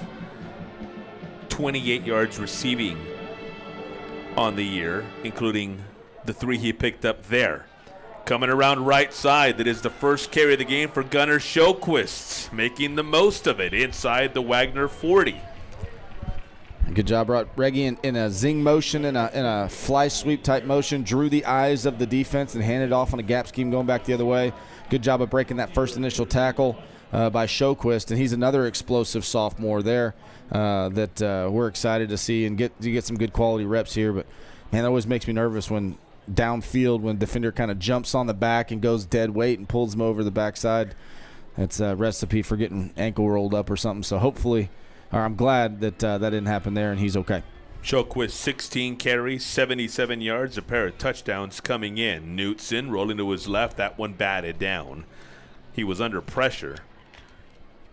Yeah, it was basically the same play we ran 3 times in the first half to the tight ends that Verrett scored on. That time we just did it with an inside receiver, and he was just as open, but this time the blitzing defender was able to jump up and get his hand on the ball and bat the ball down. If that ball would have got over him, he had tons of space to run as well, just like we did in the first half. I think that was Kirk out there that would have caught that. But, yeah, again, that play's there all night. Linebacker Emmanuel James with the hurry and the batted ball. Emmanuel 14 tackles this season for the Wagner Thunderbirds coming in. Sjoquist, a good bit of running once again. Tiptoes the sideline before he's finally run out of bounds. Yeah, great run there. Looked like he was going to be bottled up there at the line of scrimmage for no gain. Kind of jumps outside, jump cuts back inside, then uses some speed to get to the edge. And, you know, you've got a little bit of speed if you can outrun Wagner typically. has great team speed on defense, and picked up a first down there. And the Ranger offense with a mixture of starters and some backups in there, moving right down the field, picking up where they left off in the first half. Jacob Kirk and Isaiah Reggie, the two receivers, to Ty Newton's left. Shoquist standing to his right. And it's Reggie with a burst of speed inside the 10 and then inside the 5 as well. Just a really good play design. We had two receivers out there initially, and they went 2 for 2. They had two defenders over them, but then we fast motioned our fullback, Easton Walker, out of the backfield to add an extra body out there, and they didn't send anybody with them, so therefore we had 2 for 2 blocking. And so when Reggie got it, we had 2 on 2, and it was a sprint to the first down marker, and big play there. First and goal at the 3. The give, touchdown Smithson Valley. It's Shoquist. Great drive there, mix of run and pass, great play designs. Had a mixture of starters and non-starters in there, but still picking up right where they left off. Newton was in there as well as most of the starting O-linemen, but we had some other guys at wide receiver and running back and fullback, and they all did a heck of a job. And so I would imagine that would be it for most of the starters. They got 1 series in the second half. I would imagine they'd be sitting down the rest of the game. Third touchdown of the year for Gunnar Shoquist. Trenemaya's extra point is good, and less than 5.5 minutes into the second half, Smithson Valley extends the lead, and now 48-0 over Wagner. And you mentioned, Brian, how now the rest of the way you'd expect the Smithson Valley starters to take a breather. On that first possession, already some backups getting some key reps. Yes, Ty Newton was in there, but surrounded by guys like Jacob Kirk and Isaiah Reggie and Gunnar Shoquist and Easton Walker. And so a luxury here for Coach Larry Hill to get some of his young guys, his backups, some PT. Well, and it's important for those guys to get reps with those starters, right? Because you never know what's going to happen. Obviously, the Rangers have aspirations of playing a long season, and guys getting banged up, you need those guys that might have to come in the second, third round of a playoff game, and you don't want the first time that they're in there with the other starters to be in that situation. So that's why you kind of had a mix in there. You had the starting O-line and Ty, but you had some other skill guys because, again, injuries can happen. Q is banged up right now, and hopefully he comes back at some point, but you've got to get other guys reps so that their first meaningful snaps aren't in November and December. You'd rather it happen in September and October. Into the end zone. Another touchback for Amaya. Brian alluding to Quentin Sampson, explosive receiver for the Rangers. Not on the field tonight. Quentin, a young man who really adds a dynamic for the Rangers. Big play guy, and without his services tonight. But as you've mentioned, we've seen Brody Wick catch a touchdown pass. Aiden Verrett get some reps at tight end. Luke Peace getting some receptions as well. So doing it by committee, as the Rangers often do in terms of efficiency and production on offense. New quarterback in the game for the Thunderbirds, and right away a big play across midfield toward the 40 and then inside the 30. J. Anthony Joyner-Price with easily the biggest play of the night for the T-Birds. Yeah, a screen play right there. So receivers all ran downfield, quarterback dropped back like he was going to pass it. Our defenders all went to cover, and then they slipped the running back out of the backfield, threw it to him, and he had a convoy out in front. Thought we were going to have one guy that had a chance to get him right before it all got started, but he broke that tackle and was off to the races. Good hustle and good pursuit from the Ranger defense, not letting that get in the end zone. Jordan Prentice. And the Wagner band fired up for the first time tonight. Something to cheer about. The crowd getting into it as well. Truth shut that down pretty quick. Truth coming from his 3 technique position on the D-line, beat his guard right off the bat, and they were fortunate enough to get that handoff off because Truth was in the backfield so quick it almost looked like he hit the quarterback before he handed it off, so they're fortunate the ball didn't come loose there. But great play by him, negative yardage on first down. That's Noah Barbosa at quarterback, not Prentice.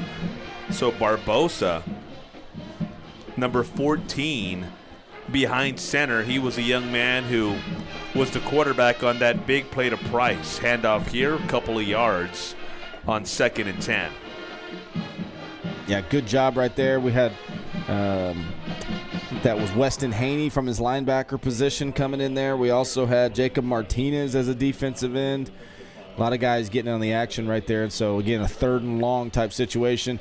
Down here, I would imagine Wagner is not interested in kicking field goals, so you got to think it's 4-down territory for him. So they don't necessarily have to pass on 3rd and long here.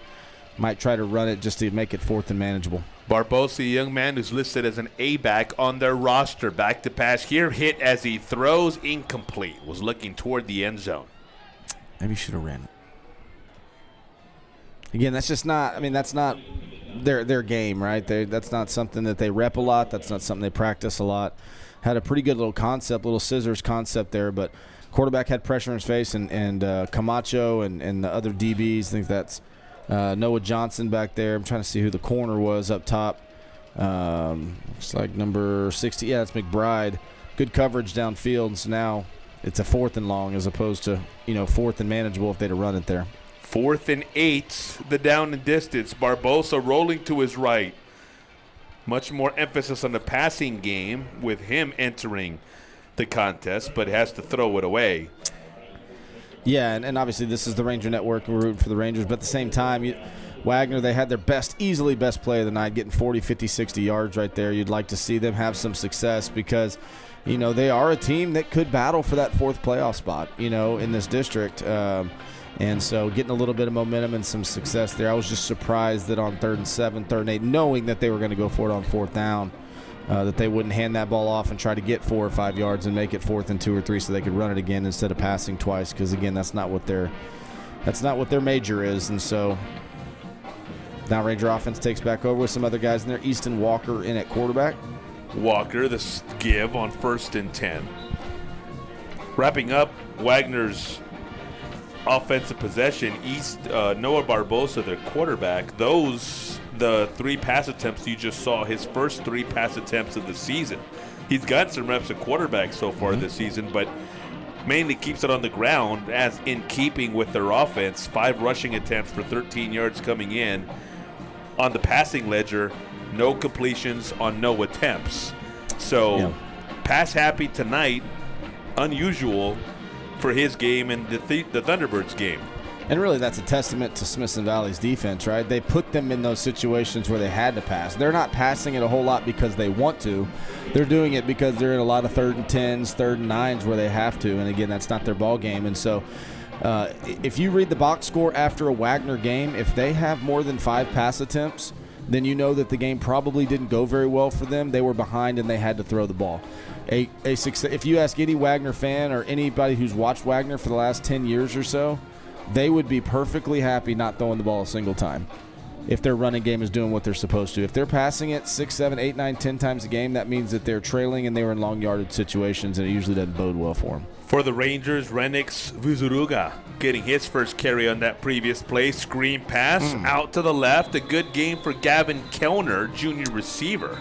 I think they're going to call it illegal formation, I think, on the offense, or a false start out there. I think one of our outside receivers out there wasn't on the line or didn't check in with the referee. Yeah, Coach Hill's telling one of the wide receivers jogging back to the huddle to be up on the line of scrimmage. So we didn't have enough guys in line.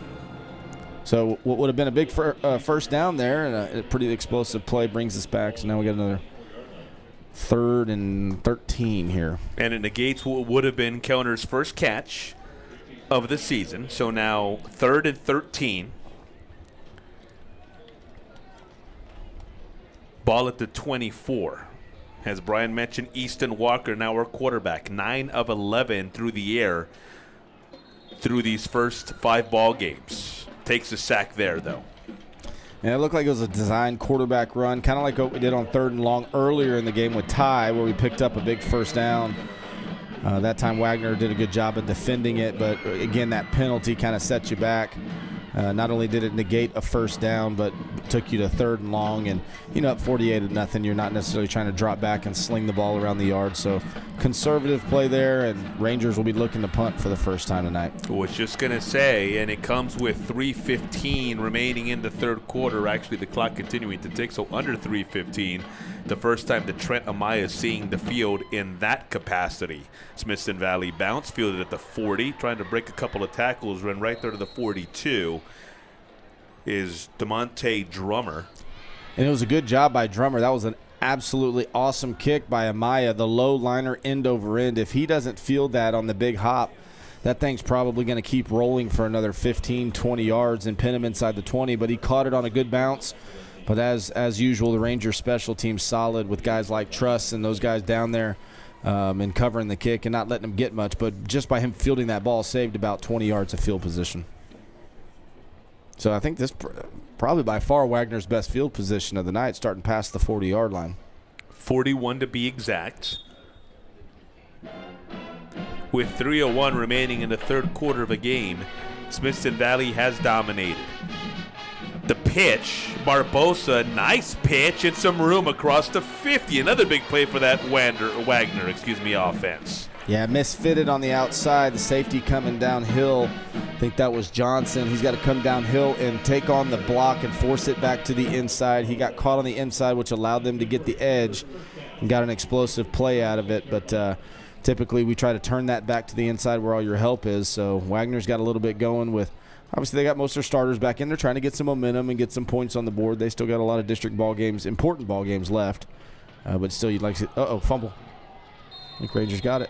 See, Smithson Valley does get possession. That was Josine Scott on the previous play with the big gain, and it is Ranger football. Turnover for that defense. I don't know who got the strip. I think it was number 42, Ashton, who got the recovery, I believe. Norrid, but I don't know who stripped it, but it was a great job getting in there. And again, Wagner, after seems like just like last series, they had a big explosive play and then couldn't capitalize on it. And then that time they had an explosive play and turned it over the next play. So can't get anything going, Wagner, and it's a lot of credit to Smithson Valley's defense. Norrid, a handful of tackles coming into tonight. Big fumble recovery for the Rangers as some of their second string guys and backups are getting some playing time here through the 3rd quarter, making the most of it. Not only offensively, but now you see defensively causing that turnover. Easton Walker, his first pass, incomplete. Second pass, first pass attempt, he dropped back on the previous possession, was unable to get the ball away. That one incomplete. Tried to hit Reggie on a little slant route there. Pretty good coverage by the cornerback, number 1, Jamel O'Brien. Reggie thought he might have got there a little late, but it was pretty good timing. Pretty good ball by Easton. It was just good coverage on the slant, and so Smithson Valley incomplete on first down, 2nd and 10. Jamel O'Brien active when it comes to pass defense. Also has 8 tackles on the year for the Thunderbirds. 2nd and 10 on the incompletion. Ball at the 35. Walker keeps. Wall of Wagner defenders there to meet him about 3 yards past the line of scrimmage. Yeah, and knowing that Smithson Valley is up 48-0 and probably not going to throw the ball, because they're not trying to run up score or anything like that, Wagner had 9 bodies in the box right there. They played man press with the corners on our 2 receivers. Everybody else is in the box, obviously knowing Smithson Valley is probably going to keep it on the ground. So that time we were just outnumbered in the box. If they got nine bodies in the box and like fighting in a phone booth in there. 3rd and 7 at the 33. Walker, junior backup quarterback, in trouble and sacked. It'll bring up 4th down. Again, same thing. They're bringing everybody there. Obviously, we had to pass on 3rd and long, but protection couldn't quite hold up. Pretty good coverage on the back end, but they blitzed an extra 2 or 3 guys and 7-man pressure and just couldn't hold up. Probably not a blitz that backup offensive line has repped a whole lot, and so – but no harm, no foul. See if the defense can go out there and get another stop and give another chance. Still got a full quarter left, so plenty of reps for those guys. Daimarian Lackey with that sack. An active linebacking crew for the Thunderbirds as Amaya gets the punt away. Good kick inside the 20 of Wagner, downed it right around the 18. Those Wagner linebackers, the group consisting of DeMonte Drummer, who's fielded 19 tackles. Emmanuel James, mentioned him earlier, 14 tackles. Jeremiah Cruz leads them with 26 tackles. So their linebackers, one of the strong points of their team. And you saw Demarion Lackey with a sack, to halt the Rangers' previous possession. 47 seconds remain as the Wagner offense comes back on the field. Again, it is Barbosa who is the quarterback. Noah in there spelling the starter, Javonte Hughes. And here's a big play down the sideline. 40, 30. Noah Johnson giving chase. And Noah gets him, but not until we've got a Wagner touchdown, the first of the night. And again, it's it's a group of defensive guys that didn't get near the reps that obviously the starters got during the season or during the week leading up to this. And again, that's what the slot T does, or the Navy option does there. If one guy misreads it, or if one guy doesn't key their man, it can turn into an explosive offense. A lot of people think, oh, it's running the ball 3 or 4 yards a carry. Well, that's what they do, but at the same time, at any moment, they can have a big explosive run if somebody doesn't do their job in key. I'm not sure who it was that time, but obviously, them outflanking us, somebody missed their key there. 82-yard run for Anthony Rodriguez Martinez.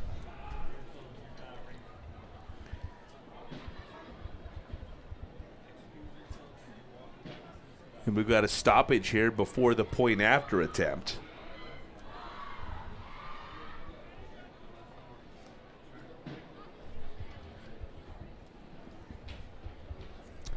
Not sure.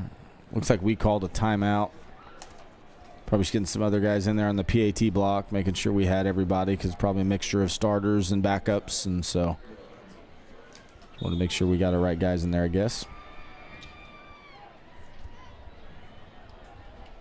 Ooh, almost blocked it. Almost got to it, but that extra point goes through. And Wagner's on the board for the first time. Let's take a quick break. We're back for what should be the final 34 seconds of the third quarter after this. Every shoe they've ever worn has been black. That little voice they hear inside their heads is Coach Larry Hill. When asked their favorite color, they all agree it's always navy. They all believe that the baseball team, a certain law enforcement group, and the 4x4 side-by-side were all named after them. The only thing on their Christmas list is Whataburger gift cards. Each of them has officially changed their middle name to Smithson. When choosing their jersey number, they all answered anything but the number 1. They are the most Rangers in the world. Stay Navy, my friend.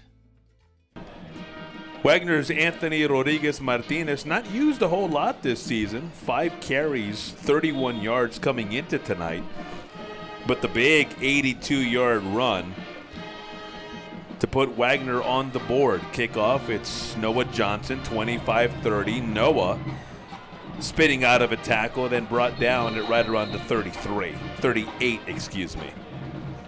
That's what I was talking about earlier. I think, a dead weight tackle, jumping on the back, and then just having body limp. Same thing just happened to Johnson right there. One of the Wagner defenders just jumps on his back and then drags him down from behind, rolled up his ankle, and you can see Johnson limping off the field.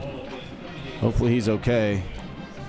But I know the NFL made that a penalty, just like a horse collar. I haven't seen it called really at the high school or college level, but sure wish they would. Run your feet through contact, because that's the way most lower body injuries happen right there, is being dragged down from the backside.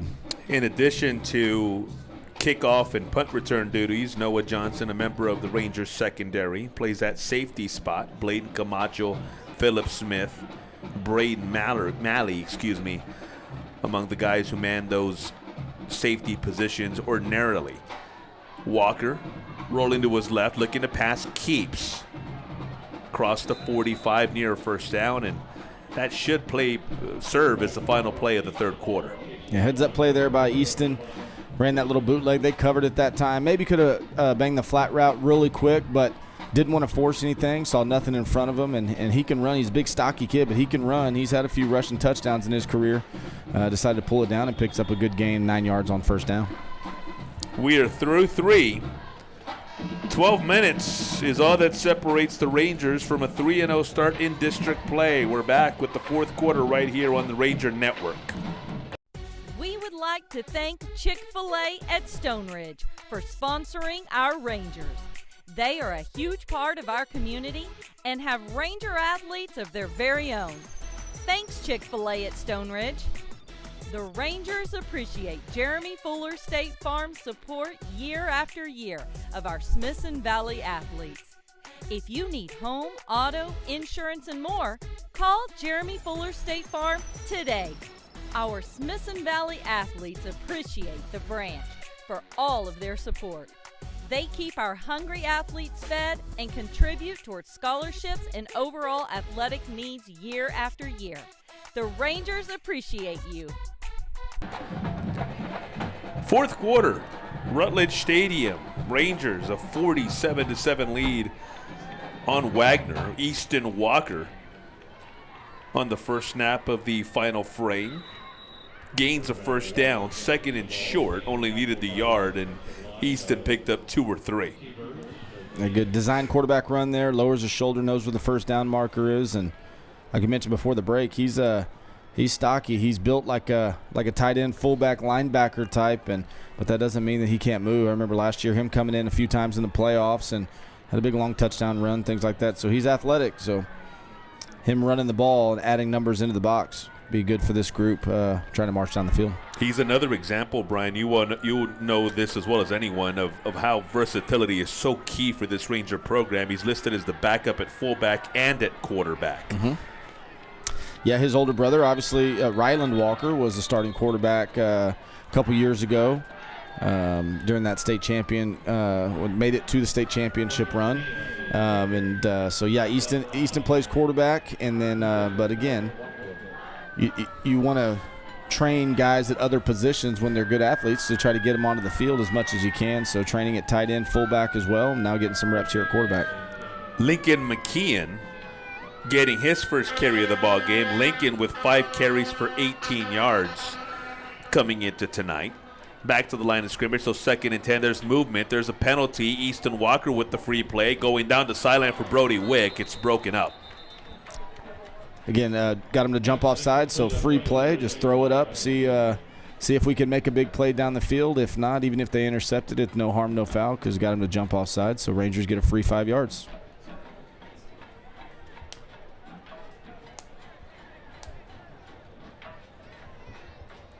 Talking about Easton's running with the football in his frame, 29 yards rushing when he's gotten in there from that quarterback spot. He scored on the ground. Through the air, we talked about the 9 of 11 coming into tonight, 96 yards passing, so he's over 100 for the season when you include tonight. Has just 1 interception in that time. 2nd carry for McKeon going right. First down yardage, it would appear, for Lincoln McKeon. Yeah, great physical run there. Got the edge. Good job by the lead blocker. I think that's a new fullback we got in there, Brett Wallace. Good job of picking up that edge rusher, allowing McKeon to get the edge, and then kind of lowers his shoulders and kind of runs through somebody there. And so really good run, pick up first down. At the 40 as the clock goes under 10.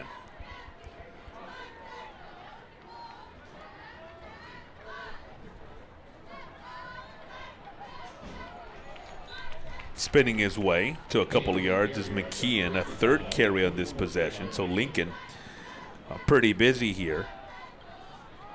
Yeah, tried to run the gap scheme there. Wasn't quite able to get the linebacker, who was just kind of blitzing through the gap. Got there before our puller can get there and made a good play, tackle for loss. Lincoln, a senior, getting some opportunities here. Gunnar Shoquist and Renix Vuzaruga getting the majority of the carries in the 3rd quarter. Caleb Pigler, his night appears to be done after An impressive first half that included 2 touchdowns. Walker coming left, puts that shoulder down and dragging Wagner defenders across the 30, and another Smithson Valley first down. Yeah, good physical run there. It looked like he was going to be stopped well short of the first down. Cuts back inside, lowers his shoulder, and drags about 3 or 4 people with him. And again, just anytime you can extend the drive and pick up a first down and keep the clock moving, it's a good thing.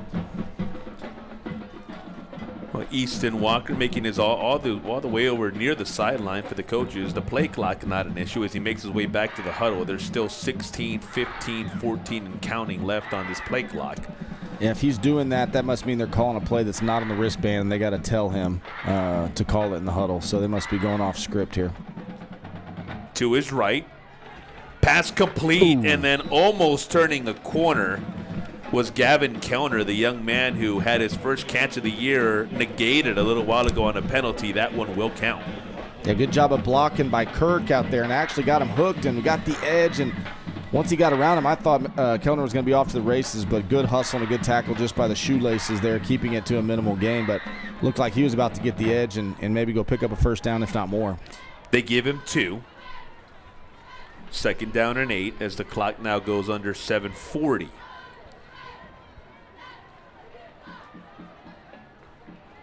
McKeon again, coming left.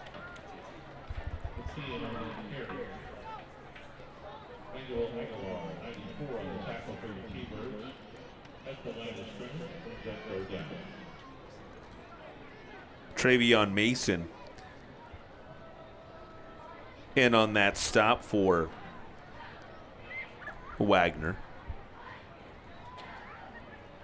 Be interesting to see here if we don't make it 4th and manageable. Coach Hill send out the field goal unit and get Amaya, some game reps, field goal type reps. Hopefully pick up a first down. It's not needed, but we'll see.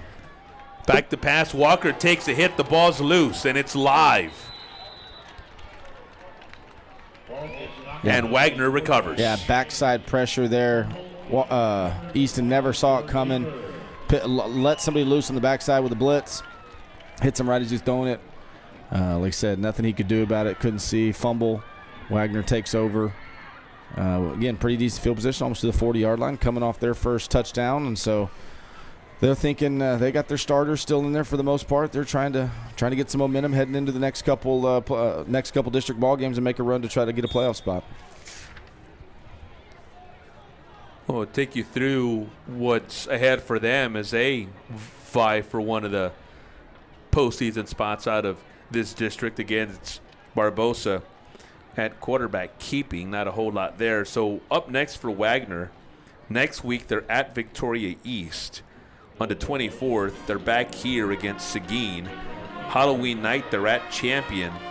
And then they've got New Braunfels on the final Thursday, November 6th of the regular season. So that's what's up ahead for them, Brian, as they vie for one of those playoff spots in a league where Smithson Valley, New Braunfels, and you figure Piper, although Piper in a dogfight tonight. Yeah. Or at least in the early going they were. Yeah, haven't kept up with it of late, but pretty tight ball game there with Seguin. Rangers' opponent next week, Seguin, they've been in some pretty tight ball games. They can score. They're going to try to outscore you. So it'll be a test for a completely opposite test of tonight versus Wagner. Whereas Wagner wants to have 9 guys in the box and they want to run the football and shorten the game. Seguin's going to have empty sets and 2x2s and 3x1s, and they're going to pass the ball about 60 times. And so have to change from one to the other very quickly. 3rd and about 6, Josine Scott, who's caught a pass this season, which is saying something for these Thunderbirds, considering they don't throw it much. The intended receiver on the previous play here, they get near first down yardage, and they do move the sticks on a 3rd down carry. I'm sorry. I've just been distracted for like the last 20 minutes. We got a motorcycle cop just doing donuts in the parking lot over here, and the headlight just hits my eyes about every 10 seconds. He's just doing circles in the parking lot over there, and I don't really know what he's doing. But I see him now. Yeah, he'll go drive off for a second, come back, and now he just starts doing circles. Well, a fire truck that was coming down this road here that I forget what the name of this road is that borders, we see, look at the action here. Rocket Ball's Lane, loose. I think the ball was loose. Could have been mistaken, but either way, it's Wagner football. Anyway, that fire truck was coming down.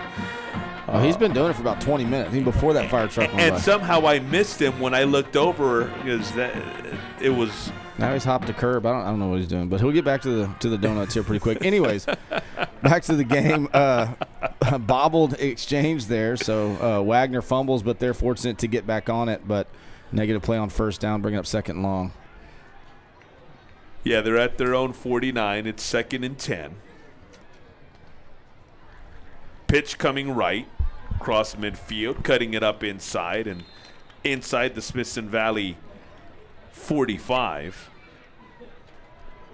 Let's see who that was. It was a good tackle on the edge. Looked like they had some space, and they did pick up good yardage there. But Joshua Rodriguez Martinez the carry. I think that was McBride with the tackle out here from the corner spot. Looks like they got the edge, but he made a good open field tackle, keeping it to 3rd down. Owen Truss near the ball as well. 3rd and 2 at the Ranger 43. Nearing 4 minutes left in the ball game. Barbosa keeping. First down yardage inside the 35. I think they're going to mark him at the 34. Yeah, picked up first down, and clock's continuing to run. They're running their offense. Obviously, they know the game's well in hand. They're not necessarily trying to hurry up or anything like that. They're just sticking with their offense. Obviously, if this was a closer ball game and they had a chance to win, they might be trying to throw it or hurry up a little bit. But in no hurry, down 48-7 with under 4 minutes left in the game. So they're just happy to have a little bit of success, like we mentioned, hopefully build on and get some good things on film and get a little confidence moving forward. We've talked at length, Brian, about their offenses. Barbosa pitches, but Smithson Valley there in a hurry. Nothing doing. Yeah, that was 96. The junior Kyle Johnson, he was right on him. He almost beat the ball to the running back. As soon as that running back caught it, he was on him and makes a big loss on first down, bringing up 2nd and 15, and which we've talked about is not good for the Wagner offense. So big play there by Johnson. Well, in talking at length about this Thunderbird offense, Brian alluded a little while ago about how they've been running this for the last decade or so. Here's a give across the 35 near the 30, and again, that appears to be Joshua Rodriguez Martinez. It is near the 31. It'll bring up 3rd and about 6, I would call it. So the fact that they've been running it for that long tells you, number one, it's not an offense that they've implemented just because of personnel. Correct. This is what they do. Mm-hmm. On top of that, they've enjoyed success with this offense. And this is a program that back in 2018 and 2019 went to state, a couple of times. And so a program that has seen not only better days, but better days with this offense. Big hit near first down yardage, but it'll bring up 4th and short. Yeah, big hit by O'Malley there from the safety spot, stopping him short of the first down. Thought he was going to pick it up with ease, but O'Malley dropped the boom there, and now it's going to bring up 4th and 1. But going back to your point, yeah, just 4 or 5 years ago, Wagner, it was a dogfight every time we played Wagner because you knew you were only going to get 2 or 3 possessions a half. So if you didn't play well, your offense didn't play well, you turned the ball over, had penalties, they got you right where they want you. And yeah, when they dropped down into 5A initially coming from 6A, they had a heck of a run there for a couple years, making the semis, making a state championship. And this offense is difficult to defend. A lot of schools install this type of offense when they don't think they have the personnel to match up athletically against the teams that they have to beat. And so they're saying, well, the great equalizer is let's run an offense nobody else runs. And let's just slam it up in there and get 3 or 4 yards of carry, shorten the game, and see if we can, dogfight our way to a couple wins. That's not necessarily Wagner. Wagner has had this offense with some guys that can tote the rock with some explosive players. And when you combine those two in years past, man, they've been very difficult to beat. It's always been a battle test when we've played Wagner. Well, to your point, Brian, we talked last year about how Wagner was up at the half before Smithson Valley came back 30-8 in 2023, another year in which the Rangers made the state title game, 24-7. So not exactly a wipeout. 21-13 in 2022 is the first play out of the 2-minute timeout, 4th and short. Wagner picks up the first down. So to your point, I mean, you got to go back to 2021. Smithson Valley did get a big win there. And 2020, one of only 2 times in which Wagner's come out victorious in this matchup. They beat the Rangers 27-24 that year. Also in 2009. Outside of that, it's Smithson Valley who holds a 15-2 advantage. But continuing that frame of thought is you look at those scores, 24-7, 21-13, very much the scores that lend themselves as Barbosa goes back to pass into the end zone, broken up and incomplete. But those scores lend themselves to ball games in which the Rangers are scoring 21 points because the game has been shortened by Wagner to a certain extent. Yeah, I want to give shout out to Max Solis. Great play and coverage there. But, yeah, going back to your point, when Wagner is being Wagner on offense, they are going on 12, 13, 14, 15 play drives because they're getting 3 or 4 yards a carry, picking up the first down on 3rd and 1, 3rd and 2.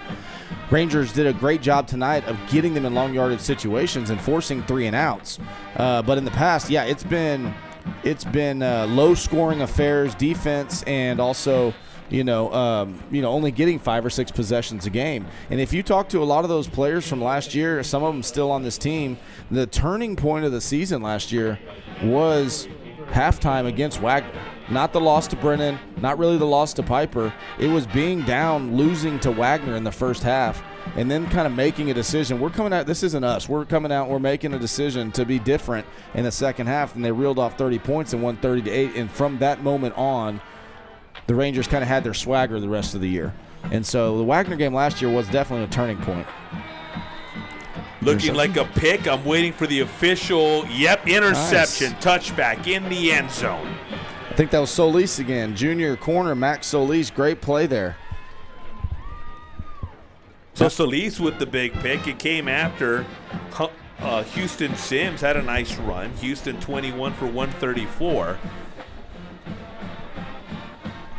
And meanwhile, Brian, the big storyline in tonight's ball game, and the game in which the Rangers have dominated and have coasted through the second half, is now we've got 2 officers on bikes doing donuts in the parking lot. Yeah, and I want to be clear, they're not like donuts, not doing burnouts, anything dangerous. They're just casually, and they're just like, it's like an orchestrated, I don't know if we can get a camera over there, but they're on right now. It's been like 30 minutes. It's been like 30 minutes. They're just hanging out in the now there's 2 lot. into the act. I think his buddy came over and said, hey, you're not going to get to do this by yourself. Yeah. I'm going to join in the action too. Yeah.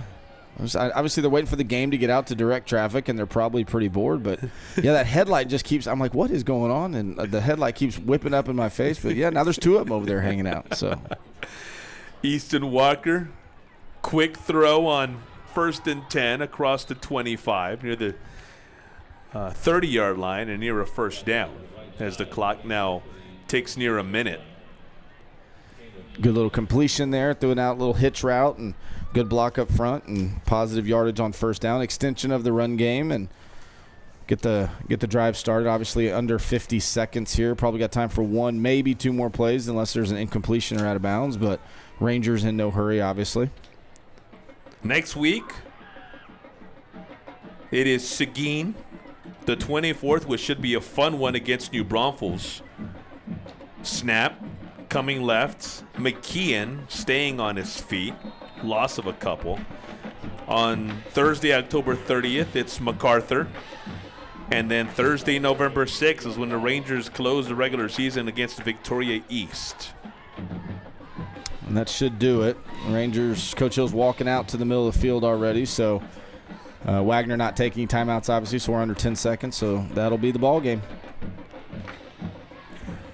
A 48-7 final from Rutledge Stadium. The Smithson Valley Rangers come in to a stadium that between Wagner, Judson, and even Veterans Memorial, who's put together some nice seasons in their relatively young history, has seen a lot of big games. Tonight, the Rangers making sure this is not one of those classics.